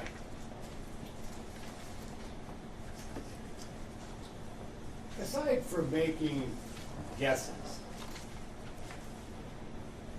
did Recorder Richard, based on documents, really know exactly how many ballots Maricopa County had in its possession? Objection. So it calls for her speculation, and Recorder Richard was on the stand this morning. He could have asked the recorder that. I believe it did, Your Honor. And my question was related to based on county documents. Does Mr. Recorder Richard have any clue as to how many ballots he has aside from Vanessa? Based on county records. And I make the same objection, that it calls for speculation, Your Honor, as to what Recorder Richard, how he understands county documents. Right. I believe the question can be phrased in terms of, does any of the documentation show or provide a method where someone, any county person would know? Does any of the documentation show that Recorder Richard had any idea how many ballots he had on election day, other than, near guesses? No. The exhibit on the board, what does that say? It's an email from Stephen Richer. It looks like it's Thursday the 10th, so 2 days after the election, and he says he's unable to reconcile. Basically, there's a 15,000 difference somewhere, and Unable to reconcile. The number he throws out is 15,000, though, right? I don't know where these come from. Is that any way to run an election, Ms. Hunt? Objection, Your Honor. I want to the extent the editorial comment was embedded in that question, it should be stricken. Which part of the question? Your Honor, I can't remember what the exact wording was. It was. I can't even. It's been a long week. Maybe if Mr. Blunt could re-ask the question, we could avoid the. I don't even remember what it was, Your Honor. I'm not sure how I'm going to re-ask it. Go ahead. All right, Ms. Honey. Thank you. I don't have any further questions. Oh, really quickly before I stop, I want to move to Exhibit 69, Your Honor. Any objection to 69? I think not, I think it was already admitted this morning, but I don't believe there was any other objection. You're correct, it was admitted this morning. Oh, okay. Very good. Thank you. All right, thank you.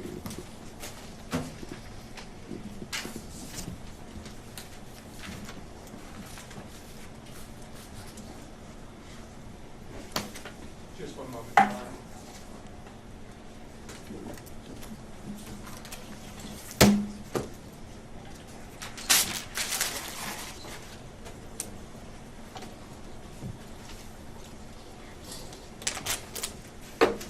Good afternoon, Miss Honey. Hold on a second. Sorry. I think that we should be taking an afternoon break for the sake of my court reporters' carpal tunnel syndrome if we don't. And so I would rather take the break now than start in and then take a break in 10 minutes. So let's reset for, I'm not going to do the math, whatever until 3 o'clock. We'll come back at 3 and resume with the cross-examination, okay? Go off the record until order. Thank you. All right.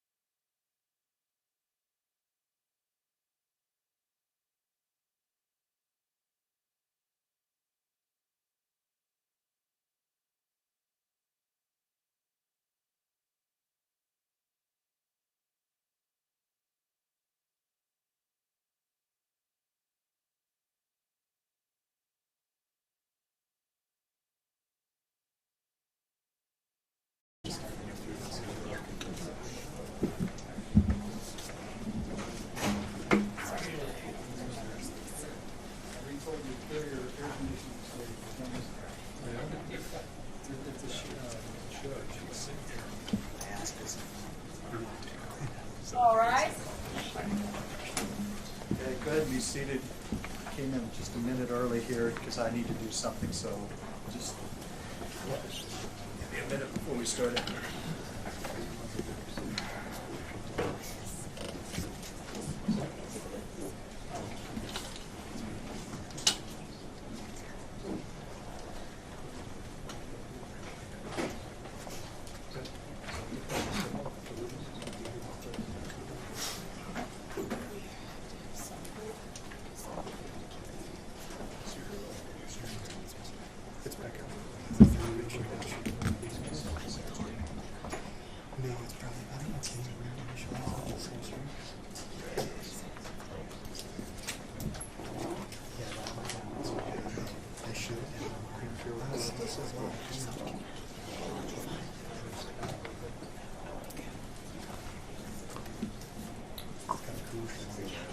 All right, we are back on the record in CV 2022-095-403. This is Lake versus Hobbs et al. Present are the parties or the representatives in the council. We have Ms. Heather Honey on the stand remaining under oath, and we're ready to begin the cross-examination.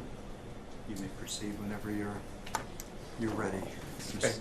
Thank you, Your Honor. Good afternoon, Ms. Honey. And thank you for being here today at this trial. I know that all the parties appreciate your attendance. I just have a few questions for you. It's obvious to me that you've done a lot of work to try to understand elections, and that's more than what a lot of citizens do. But would you agree with me that election law is a complicated area of law? I would agree with that. And there are a lot of complexities to running an election. Would you agree with that? Yes. Have you ever taken the election officer certification course that's offered by the Secretary of State? I have not. Okay. Have you ever worked as an election official in Arizona? No. Have you ever worked as a poll worker in Arizona? No. Have you ever been an observer at McTech, observing the processes there? And by observer, I mean an election day observer or a ballot count observer, an observer in an official capacity at McTech. No, I've never been a credentialed observer at McTech. You've been to McTech, though, correct? Yeah, sort of. Sort of. I've not gotten a tour, if that's what you mean. I mean, I've been there, but I haven't gotten a tour. Okay, all right. Now, you testified that you didn't receive certain forms in response to your public records request, correct? Correct. Okay. And is it fair to say that because you didn't receive those forms, you're assuming that they do not exist? No, quite the contrary. I know they exist. They exist in more than one copy. I know that they exist at Runbeck because I've seen photographs of them. So I know they exist, and in fact the email correspondence between the attorney for Ms. Lake and your office was that, hey, if you can't find your copy, could you get the copy at Runbeck for us? Okay. So you know the forms exist, they just haven't been provided to you? They haven't been provided in about 3 weeks. Okay.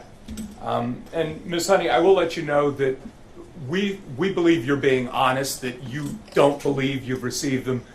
We take a different position. Do you think it's possible that you were provided them and you simply missed them in the large stack of documents that you were offered to review?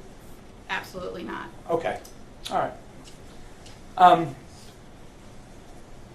Have you ever observed the ballot pickup at the post office when the Maricopa County employees come, the election department employees come and pick up the ballots to transport to Runbeck? Have you ever been there to observe that?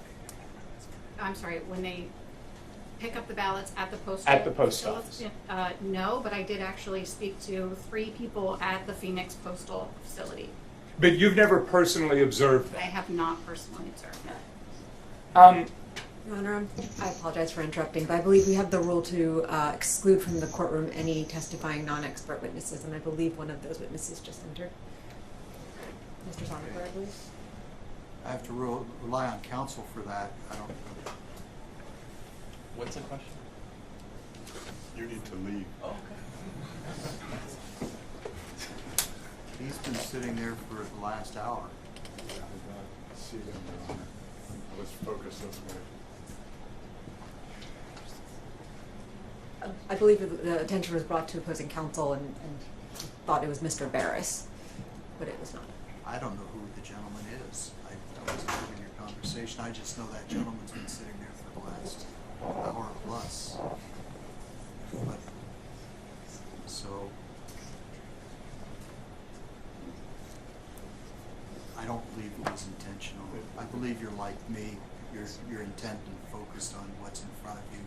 So I'm not casting any aspersions. I'm just, let's all be more astute. I guess that's the best I can do. Thank you for pointing it out. Thank you, Your Honor. Go ahead and proceed. Thank you, Your Honor. Now, Ms. Honey, I believe you testified earlier, correct me if I have this wrong, but I believe you testified earlier that the United States Postal Service provides an exact count of the ballots that are picked up by the Elections Department staff. Was that your testimony? So I think what I said was that in the trays, they include a receipt, which basically is like a bill. How many ballots were, and it includes like the total amount of postage on that form, and it's actually tucked into the trays. I have some photographs of that as well.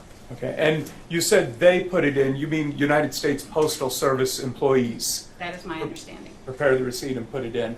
Okay, and is it your understanding that that receipt includes an exact number of ballots for that tray? I don't believe it's for the tray. I think it's for the entire pickup. For the entire pickup. Right. Okay. So however many trays are included, it's not a one for one like this is how many are in this tray. I think it's the whole. That's my understanding. Would it surprise you to learn that the United States Postal Service actually weighs the trays and makes an estimated determination based on the weight of the tray? Well, obviously that's a great way to do it. Weight counting is a very effective way of a method of counting papers. Okay, thank you. I want to talk with you for just a minute about the woman who I believe is identified as Denise Marie. Do you know who I'm speaking about? I do. Okay. And I believe you testified that she was an employee at Runbeck. Is that right? She still is an employee at Runbeck. Okay. Do you know how long she's been employed there? I think probably close to a year, but you'd have to look at her declaration just to be certain. I'm not 100% sure. Okay. Do you know what her position is? I know what her position, well, no. All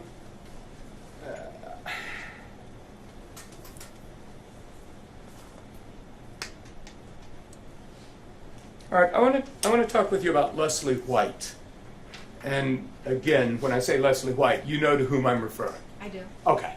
I believe you testified that she was an observer at MTEC. Is that correct? Correct. Do you know whether she was a first-time observer, whether she was a repeat observer, what her background is with regard to the observation process? I believe she said that was the first time that she had been credentialed to observe that particular process, right? So that was a little bit different than like the MTEC observers who are watching, say, signature verification, for example, which I believe she also witnessed that process. But this was unique in that she was credentialed to watch that sort of incoming close of election night process. But your belief is she was a first-time observer? I believe that was the first time she observed that process, if that's what you're asking. I'm sorry. Yeah, no, that's fine. Did she, by any chance, mention to you that from her assigned location where she was at, she did not have a clear view of the activities on the truck or on the dock? Right. Okay.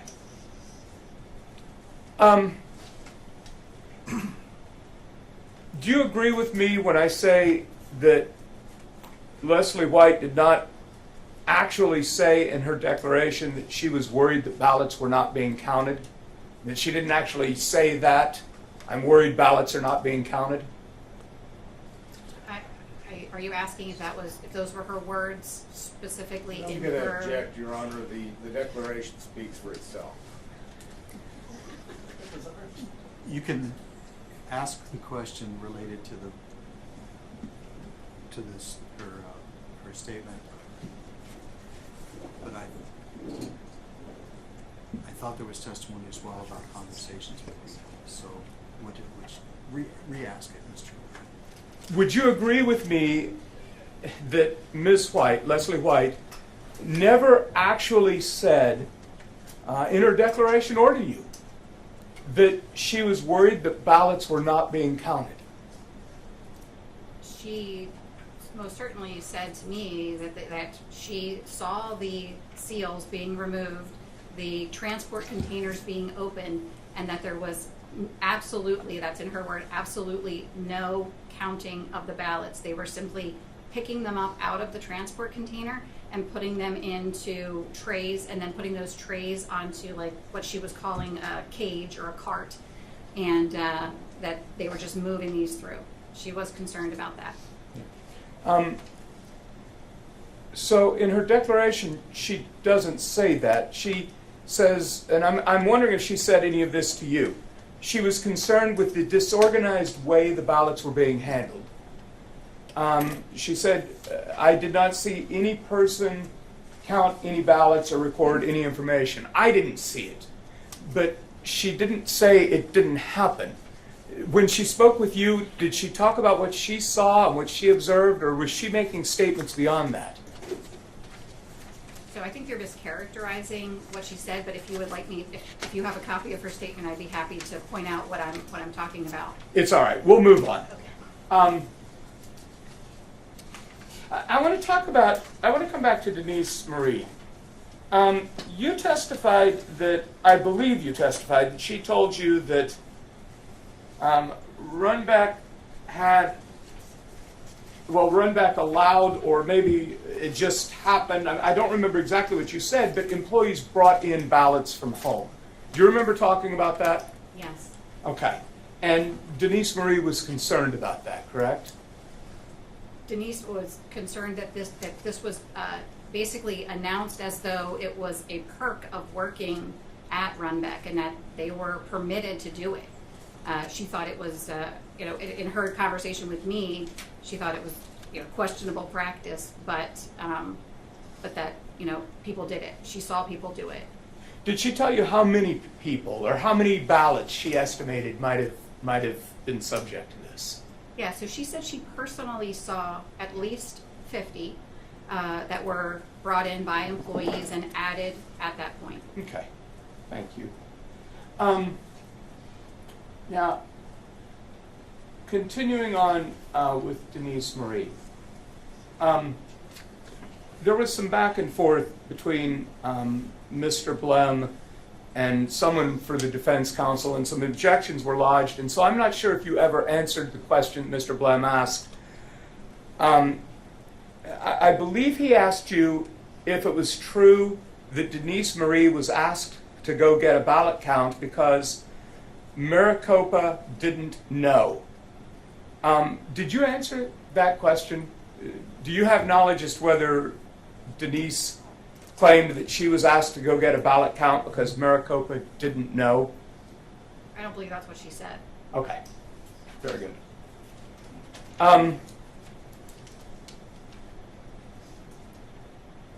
But to clarify, she was asked to go get a count and report it back so that they could call Maricopa and say, hey, this is how many ballots we scanned, and subsequently the number that the county was reporting increased by the same difference. Okay. He was reporting 275. She counted the actual number of inbound scans, reported 298, and subsequently the number that Maricopa was reporting as the total ballots in the election increased by 25,000. Let's talk about that for a minute. In your experience, just based on your knowledge in working with elections, is it typical for elections departments to do reconciliation of ballots, make sure that they have the numbers right? Reconciliation should happen at multiple different places. For example, you reconcile the number of voters who check into a vote center to the number of ballots cast in a vote center. Those types of reconciliation are incredibly important. Okay. And, well, let's move on from that. I want to talk about what happens at Runbeck. Do you know what happens to the ballots actually at Runbeck? What the elections department and Runbeck employees do with the ballots there? Yes. What do they do? So they they load the ballots on the inbound machine. The inbound machine, by the way, is only operated by Runbeck employees. So they load them on, and they go through and they cut them off at about a 11,000 batch size. At that point, they stop. They create the paperwork for that particular batch of signature verification files, right? So they're scanning the signature on the envelope. They're creating a file for that is then transmitted to Maricopa County so that they can start that signature verification process. Mm-hmm. All right. So they go to Maricopa County to start the signature verification process. Is it your understanding that before an early ballot is tabulated, the elections department has to examine the signature and determine whether the signature matches a signature in the voter registration file? I'm sorry, can you repeat that question? Yeah. Is it your understanding that before an early ballot is tabulated, the elections department looks at the signature on the affidavit envelope and must determine whether it matches a signature in the voter registration file for that voter before it's going to go to tabulation? Yes. Okay. So if employees at Runbeck put ballots into the stream at Runbeck, and let's say hypothetically that did happen, is it your understanding that those ballots would then go to McTech to be signature verified? Well, to be clear, the ballots don't go for signature verification, the ballot images do. And yes, when they go through the inbound scan, they would be, but I don't believe that's the point. The point is that Arizona law says they're invalid ballots if they're not returned to an authorized location. So that's an opportunity to insert ballots. And if Maricopa County was aware of the precise number of ballots, then if they inserted 2, they would know they inserted 2. So if Arizona... Your Honor, I'm going to object to this line of questioning. This court would not let us come before it with evidence of signature verification. We wanted to. And now he's going right down that road, Your Honor. And if he keeps going down this road, I'm going to ask for a couple days next week to come to this court and talk about signature. So you mean about the process? The process is part of it, Your Honor. And he's talking exclusively about process. Her direct examination, Your Honor, was limited to talking about chain of custody with respect to Dropbox to Runbeck. And not beyond that point. And so, Your Honor, Understand. if that door wants to open, I'm more than happy to drive a truck through it. May I respond, Your Honor? Or do you want to rule? Go ahead. All right. My response would be the road I'm driving down is a different road, I think, than Mr. Blum wants to drive his truck. I'm talking about what actually happens, and I'm talking about it from the limited perspective of understanding what the effect of these votes that may have been inserted at Runbeck would actually be. I'm not really talking about the signature verification process itself. I'm simply talking about what happens to a ballot that is at Runbeck as it moves through the system. Your Honor, may it please the court, I'll stipulate that those 50 ballots they talked about got counted. But I'll also do so only on the understanding, Your Honor, that that is a concession by defendants that it is possible to inject illegal ballots into the system. Your Honor, may I respond one more time? This offer stipulates out there. I understand, but I think this needs to be cleared up. Mr. Blem's making a legal argument that ballots that are harvested are illegal ballots and should not be counted. That's a legal argument. Your Honor, I don't believe in my direct examination of this client, I ever even said the word harvested. Now, more than happy to talk about it, and as a matter of fact, I believe it was defense counsel who brought up 2,000 mules. I haven't said anything about it, Your Honor. I'm talking about chain of custody. The legal documents this county has Your Honor, let me to prove how many ballots they picked up from drop boxes and took to run back. Right. Let me change my statement. I understand it may have inadvertently irritated Mr. Blem. I didn't mean to do that with my choice of words, and I apologize. Well, it's not about irritating Mr. Blem. It's just about making sure we're getting it right as far as what each side's allowed to go into. So if you want to. Yeah. So let me amend my statement. What I was attempting to say was that Mr. Blem is making a legal argument that a ballot that is not deposited into the United States Postal Service mail or dropped off in a drop box is an illegal ballot, I believe is what he said. And that's a legal argument. No, I think we're talking about chain of custody, if we could distinguish things. And he did discuss chain of custody very thoroughly with this witness. I believe I understand what you're asking about. He's correct that what you're discussing is the process for validation of signatures as it would relate to possible injection of ballots into the system without the chain of custody accounting for them. Have I got that right, Mr. Blem? Did you listen to what I said? I did, Your Honor, but I'm kind of hard of hearing. Well, I'm speaking soft, maybe. Do you want me to say it again? Try a combination of both, if you would, please, Your Okay, Honor. sure. If I've understood your objection, Mr. Blem, it's that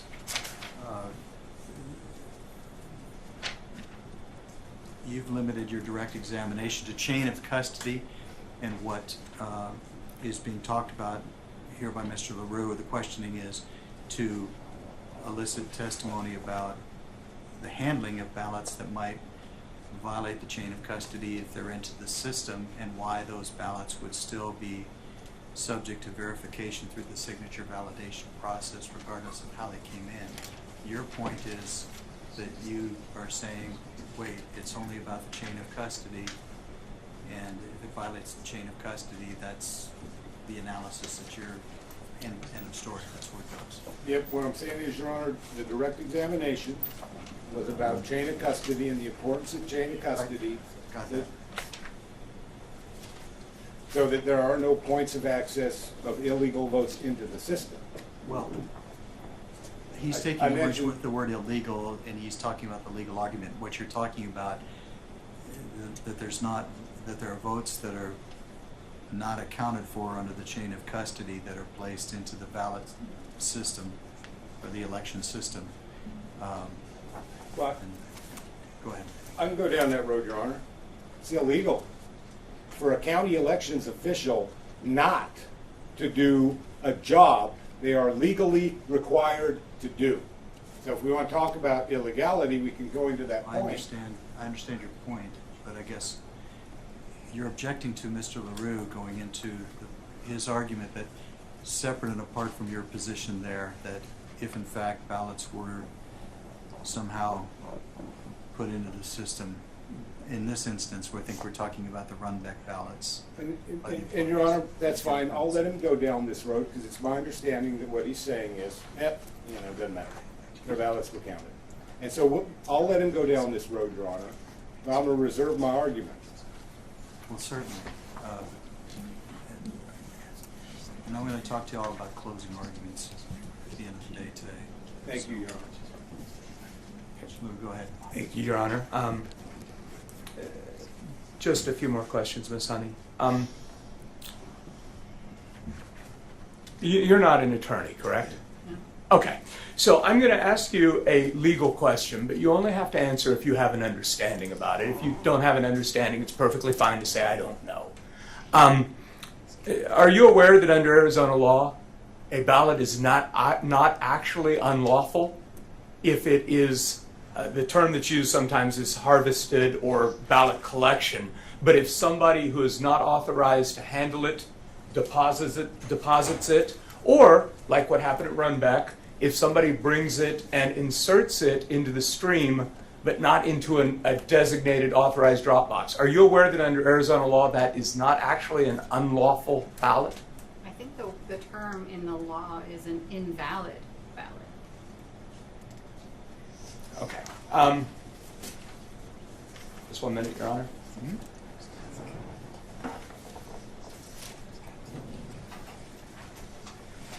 No more questions. Thank you very much, Ms. Hunter. Okay.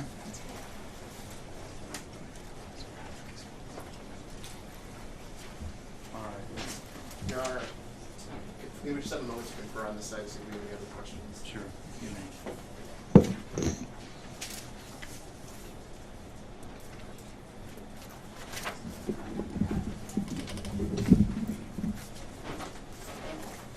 Good afternoon, Ms. Honey. My name is Andy Gao, and I represent Secretary Hobbs in her official capacity. I want to echo Mr. LaRue's thanks for being here today. I'm going to be, and I may surprise Judge Thompson as well, I'll be very brief. First of all, as you sit here today, you have no evidence that anybody intentionally interfered with the chain of custody of ballots in Maricopa County for the 2022 general election, do you? Well, I don't think I said that anybody interfered with it. I said they failed to maintain their legally required chain of custody. So your answer to my question then is yes. You have no evidence that anybody intentionally interfered with the chain of custody for ballots cast in Maricopa County for the 2022 general election, correct? Ask and answer, Your Honor. Well, I didn't hear it, so if you can answer it. If you understand it, ma'am, you can ask it, answer it, excuse me. If you need it rephrased, I'll have it rephrased. Well, I think you're asking a question and sort of saying it in a way that I didn't say it. So if you would ask it in maybe a different way, that would be good. Sure. You have no evidence that anybody intentionally did not obey the law with respect to the chain of custody in Maricopa, with respect to any ballots cast in Maricopa County in 2020 for the 2022 general election.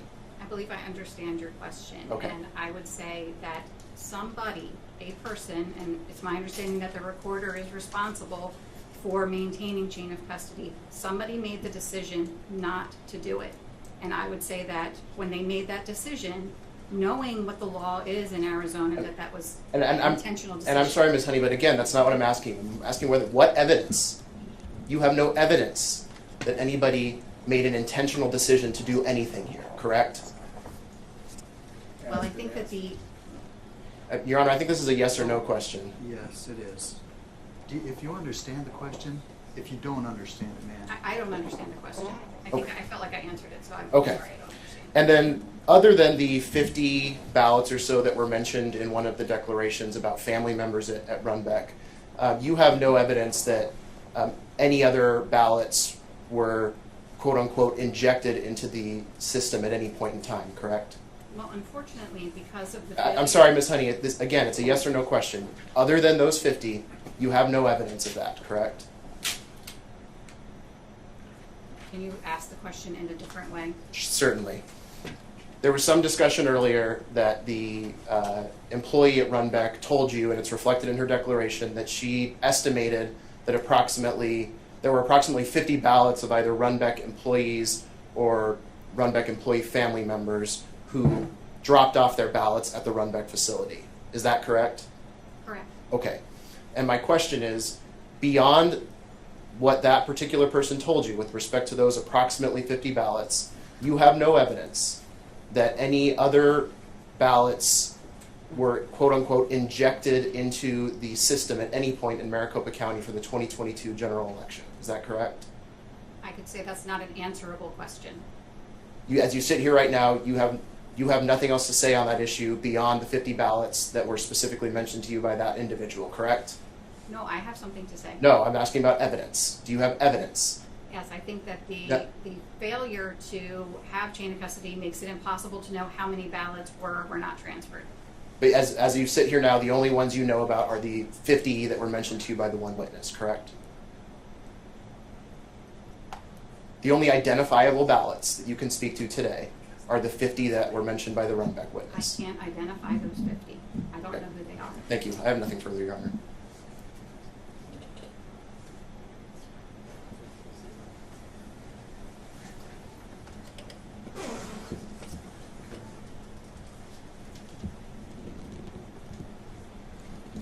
All right. John Cross. Yes, Your Honor, I'm sorry. We have no further questions, and we have no objection to the witness being excused. Miss Honey, you recall the last question you asked? You were asked? Yes. All right. Is your point that it is impossible to know if any and or how many illegal votes were injected into a system without valid chain of custody? Correct. You can't tell how many potentially were added or how many were removed even. I mean, that's the whole point of chain of custody, to have that sort of security, and that without chain of custody, there's no way to know. And, you know, coupled with the, you know, the sort of changing numbers, it's very concerning. All right, defense counsel asked you if there was any evidence of intentional conduct. You recall that? Yes. All right. If I, hypothetically, have a choice to get a cup of coffee or a cup of water, and I choose coffee, I didn't choose water. Do I have a choice? Yes. Did somebody choose, A, either not to make these documents, or B, to produce them to my client's attorney? Objection, Your Honor, calls for speculation, validation. I'm assuming you're asking the witness to the extent of her knowledge. The extent of your knowledge, Miss Hunt. Yes, I am. Thank you. I'm sorry. Can you ask the question again? Well, Sorry. I forget these real quick, Miss Honey. I'm sorry. All right. And so, Miss Honey, A or B, to the extent of your knowledge, would it be an intentional act for somebody to choose not to make chain of custody documents to count the number of ballots? Or would it also be an intentional act to choose not to produce the documents that had been created? Well, again, to the extent that they didn't count them, I think that there's no reason to believe that they did count them, or that any documents exist. I believe somebody made a decision not to maintain the chain of custody, not to follow the laws as they're written in the EPM. Somebody had to decide that. Just as I chose to come to court today instead of stay home on the sofa, I made a choice. They have a legal requirement, though, don't they, to choose to make these documents? They don't have a choice not to make them, do they? Right, there's no exception in the EPM to I believe it was, wasn't it? Where's my exhibit list? I believe Secretary of State Hobbs, as a matter of fact, in a recent matter involved with Cochise County. And I think we got correspondence on that. It's an exhibit. And did you see correspondence from Secretary of State Hobbs I did, to Cochise County? yes. Okay.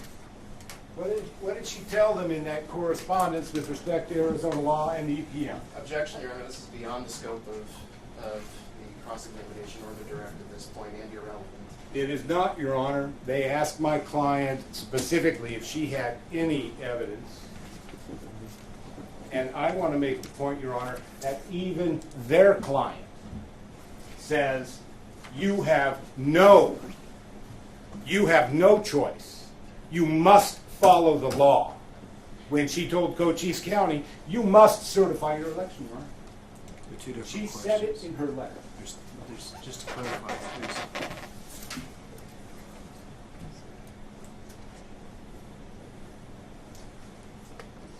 I'm not sure what the letter says that you're referring to. It says you must what? She told the Board of Supervisors for Cochise County that they have no choice but to do their legal duty and certify the election to make her governor of the state of Arizona. that. My argument here, Your Honor, that same legal duty applies to Maricopa County with respect to their obligation to follow Arizona law and the elections procedure manual. No, okay, you were correct. They're obligated to follow the procedures in the manual, but the question that was asked is whether she has any direct evidence that there was an intentional decision to not make the documents or not produce the documents, is what I recall. And she didn't answer it directly. What she said in response was, they're supposed to do this, and the fact that it didn't get done tells me somebody must have made a decision. And that was the answer. So I think it's been asked and answered. To the extent that you're going to ask her about a conclusion of law, that's... Fair enough, Your Honor. I only got a few more questions anyway. Please proceed, Mr. Meyer. I think if you recall cross-examination correctly, I got the impression that defense counsel was sort of downplaying the injection of 50 ballots into the system. Do you recall those questions? I do. I believe they were, do you have any evidence those 50 votes were not counted or something along those lines? Do you recall that question? I do. You don't have any evidence that those votes were not counted, do you? I don't know which ballots those were. Is that the point? That is the point. I mean, Denise said that she personally observed 50. She's not there all the time, so we don't know what that number is. And the reason we don't know what number that is because we don't know how many there were supposed to be. Could it be 5,000? Objection, Your Honor, speculation, foundation. I agree, Your Honor. That's But your the point. only- That's your point, so sustained. Can't believe we got for trying. That's all we can do, isn't it, Miss Hunt? Is speculate, isn't it? Well, I strongly dislike speculating, but I think there's just no way to know the answer, and that's the problem. There's Any no way to question know. I ask you about how many ballots it could have been would be nothing but pure speculation, isn't that right? Correct. And isn't that the problem? Okay, you testified earlier, and this gets back to their questions about chain of custody being complicated. You recall that? Is it complicated? I mean, it's more complicated in Maricopa because they outsource it, but, chain of custody is chain of custody. I want to know how many ballots I'm transferring from point A to point B, and, if you understand, the EAC says it's incredibly important. It's critical for... All right, now let's go back to your history and your background just very briefly, so I can wrap this up. Supply chain management, what'd you do in that area? I do consulting in the supply chain space. Again, a lot of it is counter diversion, but it's also in terms of loss prevention. Okay, loss prevention, all right. And so, do companies pay, and let's talk about widgets, because everybody likes widgets. Do companies pay millions of dollars every year to consultants to help them with their supply chain management?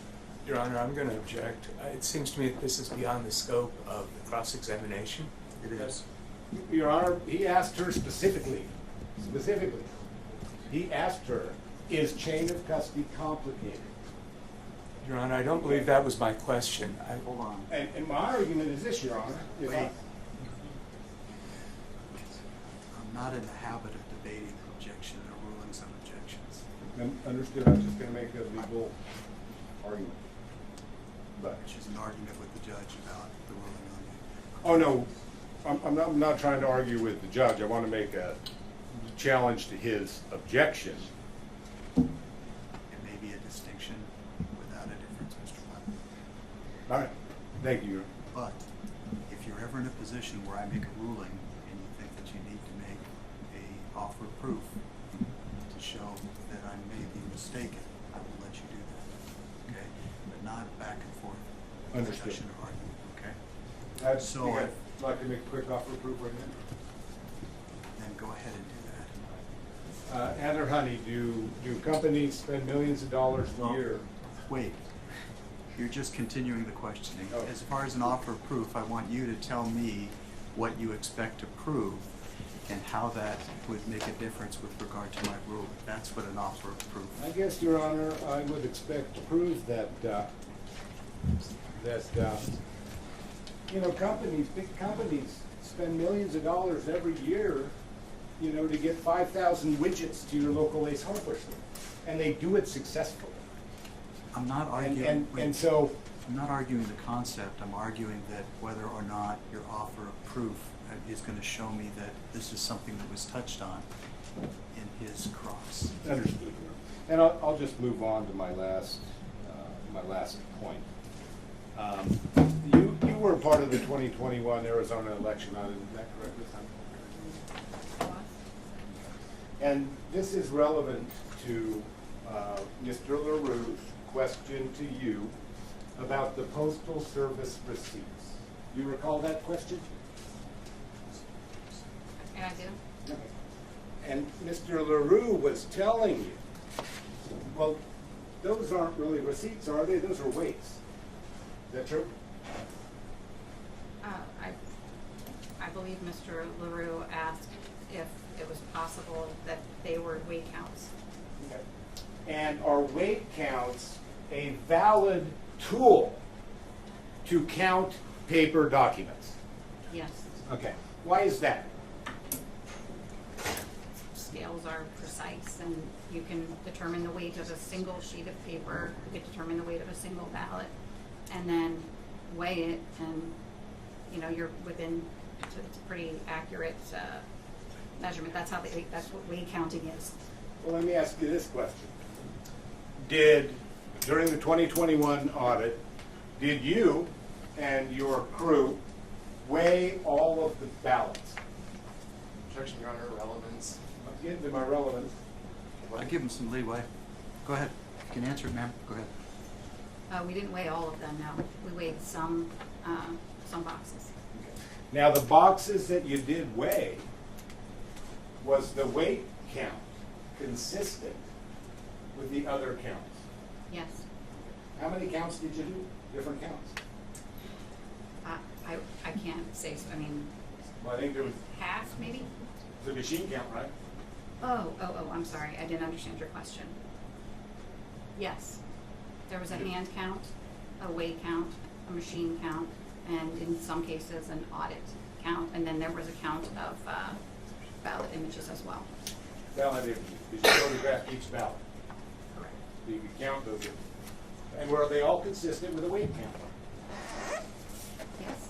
And so if the United States Postal Service or some other large company wants to bill their client for 50,000 pieces of mail, it's an effective way to do so by measuring weight. Isn't that correct?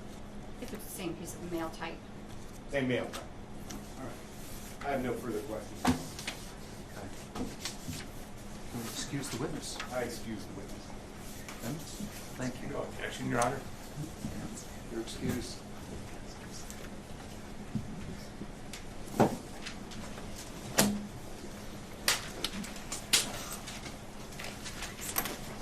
You can stay.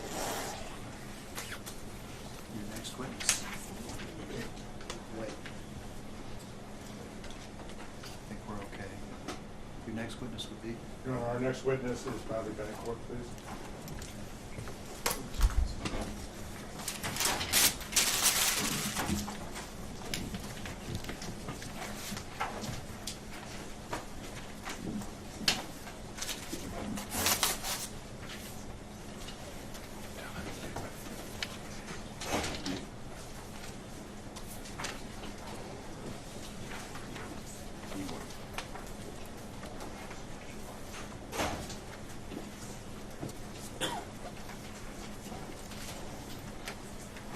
Benefit, yes.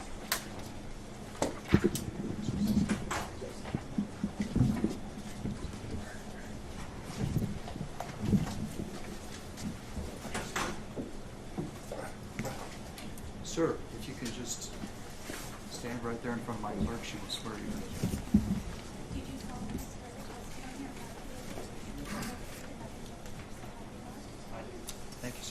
make your way around to the witness stand and have a seat, please.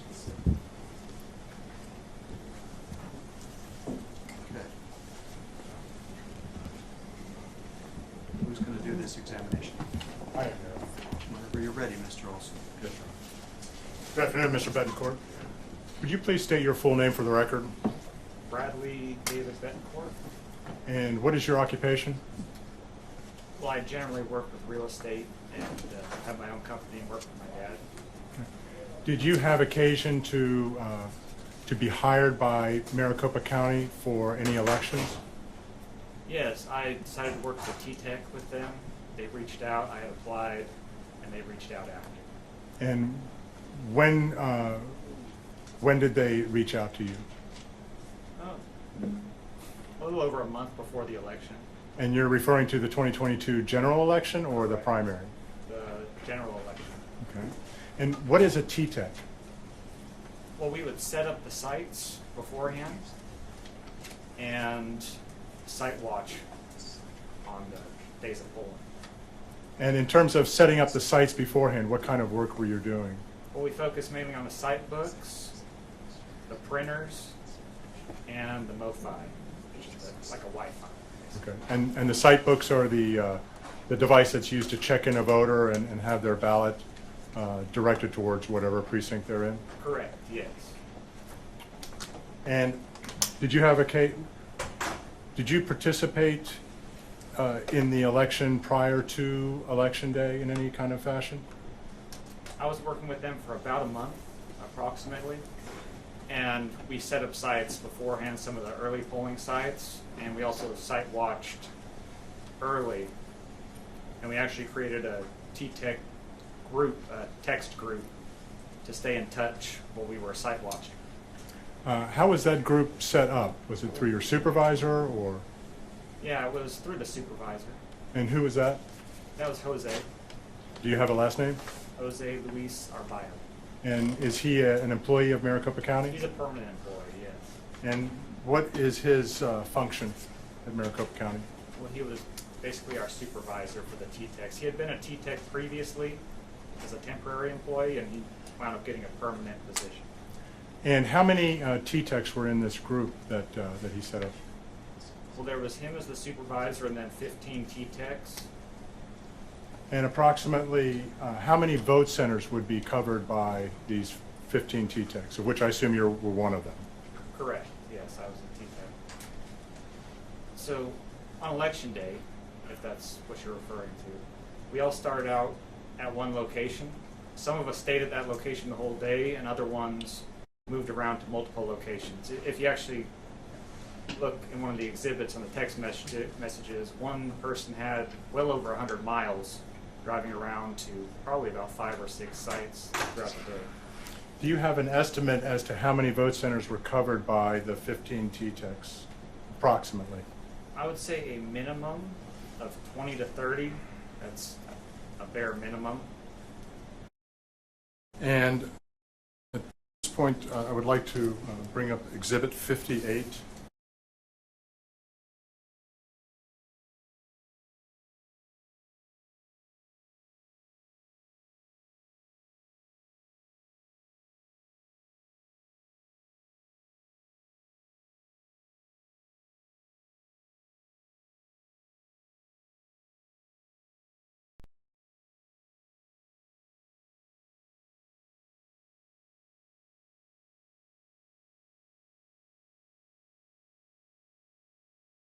Appear to be a true and accurate copy. There are a lot of issues that came up throughout the day, and including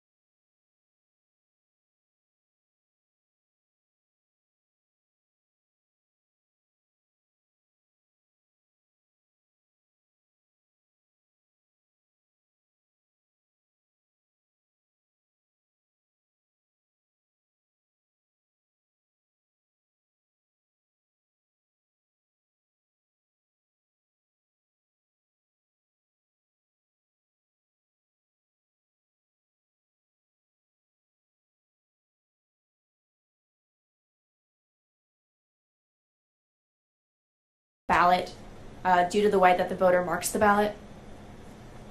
Yes, and I urge you as well. That's part of it, but that wasn't the whole part.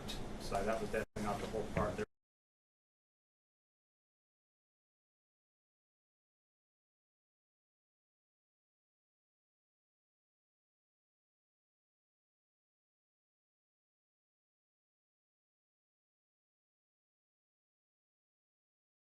Improve the situation? we have to go back to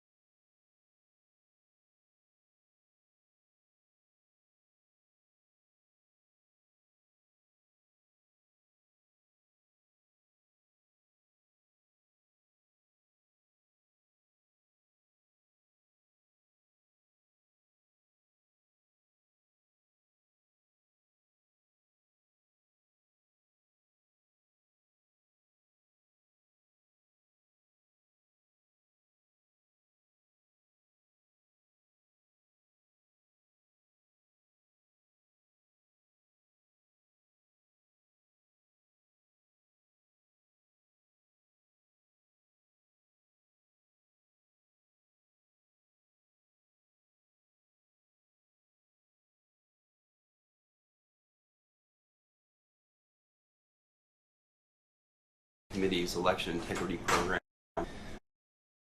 and the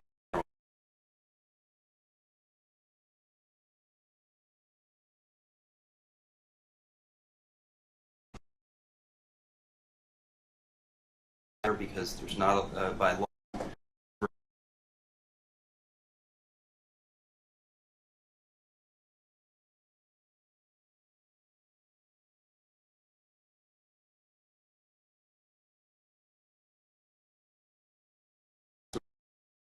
that asks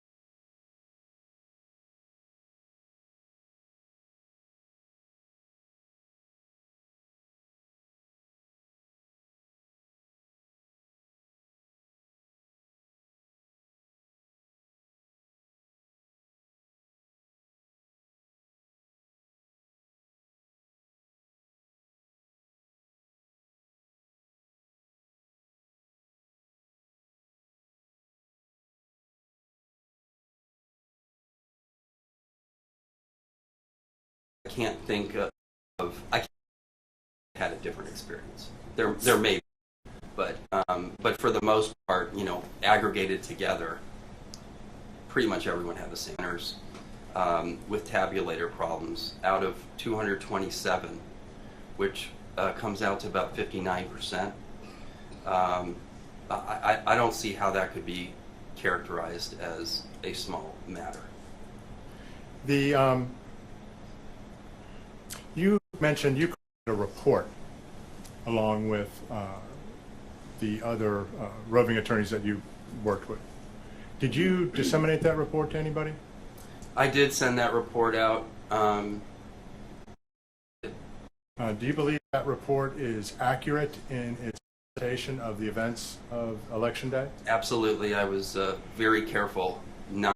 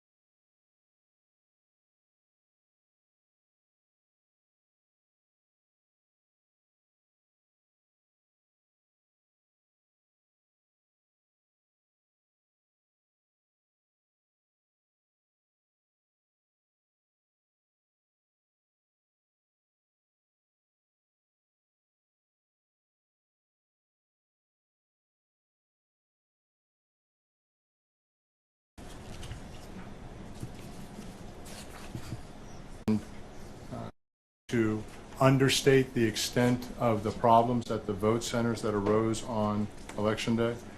Yes, I. Your Honor, object to foundation and speculation.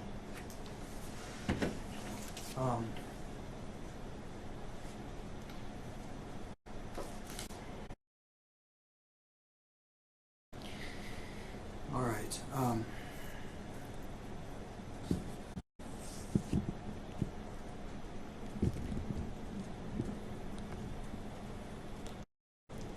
As to foundation, The putting together of the issues sheet, which showed how many vote centers had tabulator problems, how many vote centers had long lines. I've also read this Board of Supervisors report multiple times, and there are mischaracterizations and flat out falsehoods in this. Now, so yes, I believe that they have not presented the truth here in this document.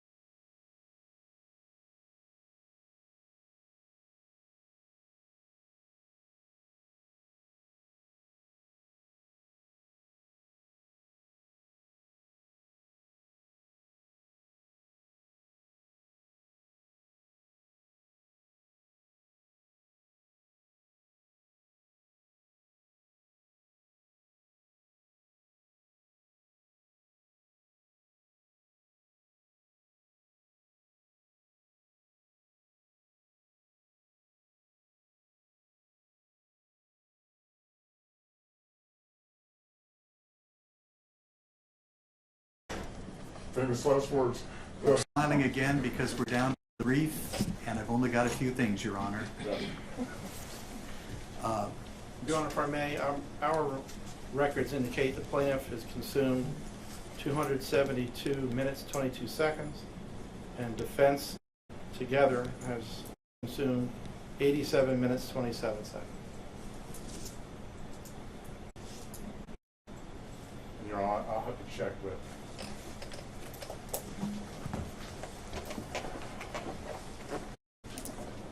Okay.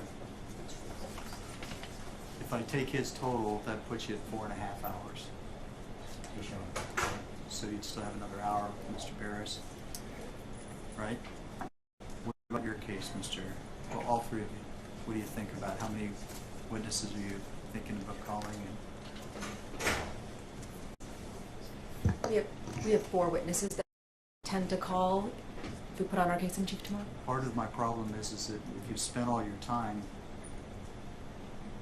then there's nothing left for cross-examination.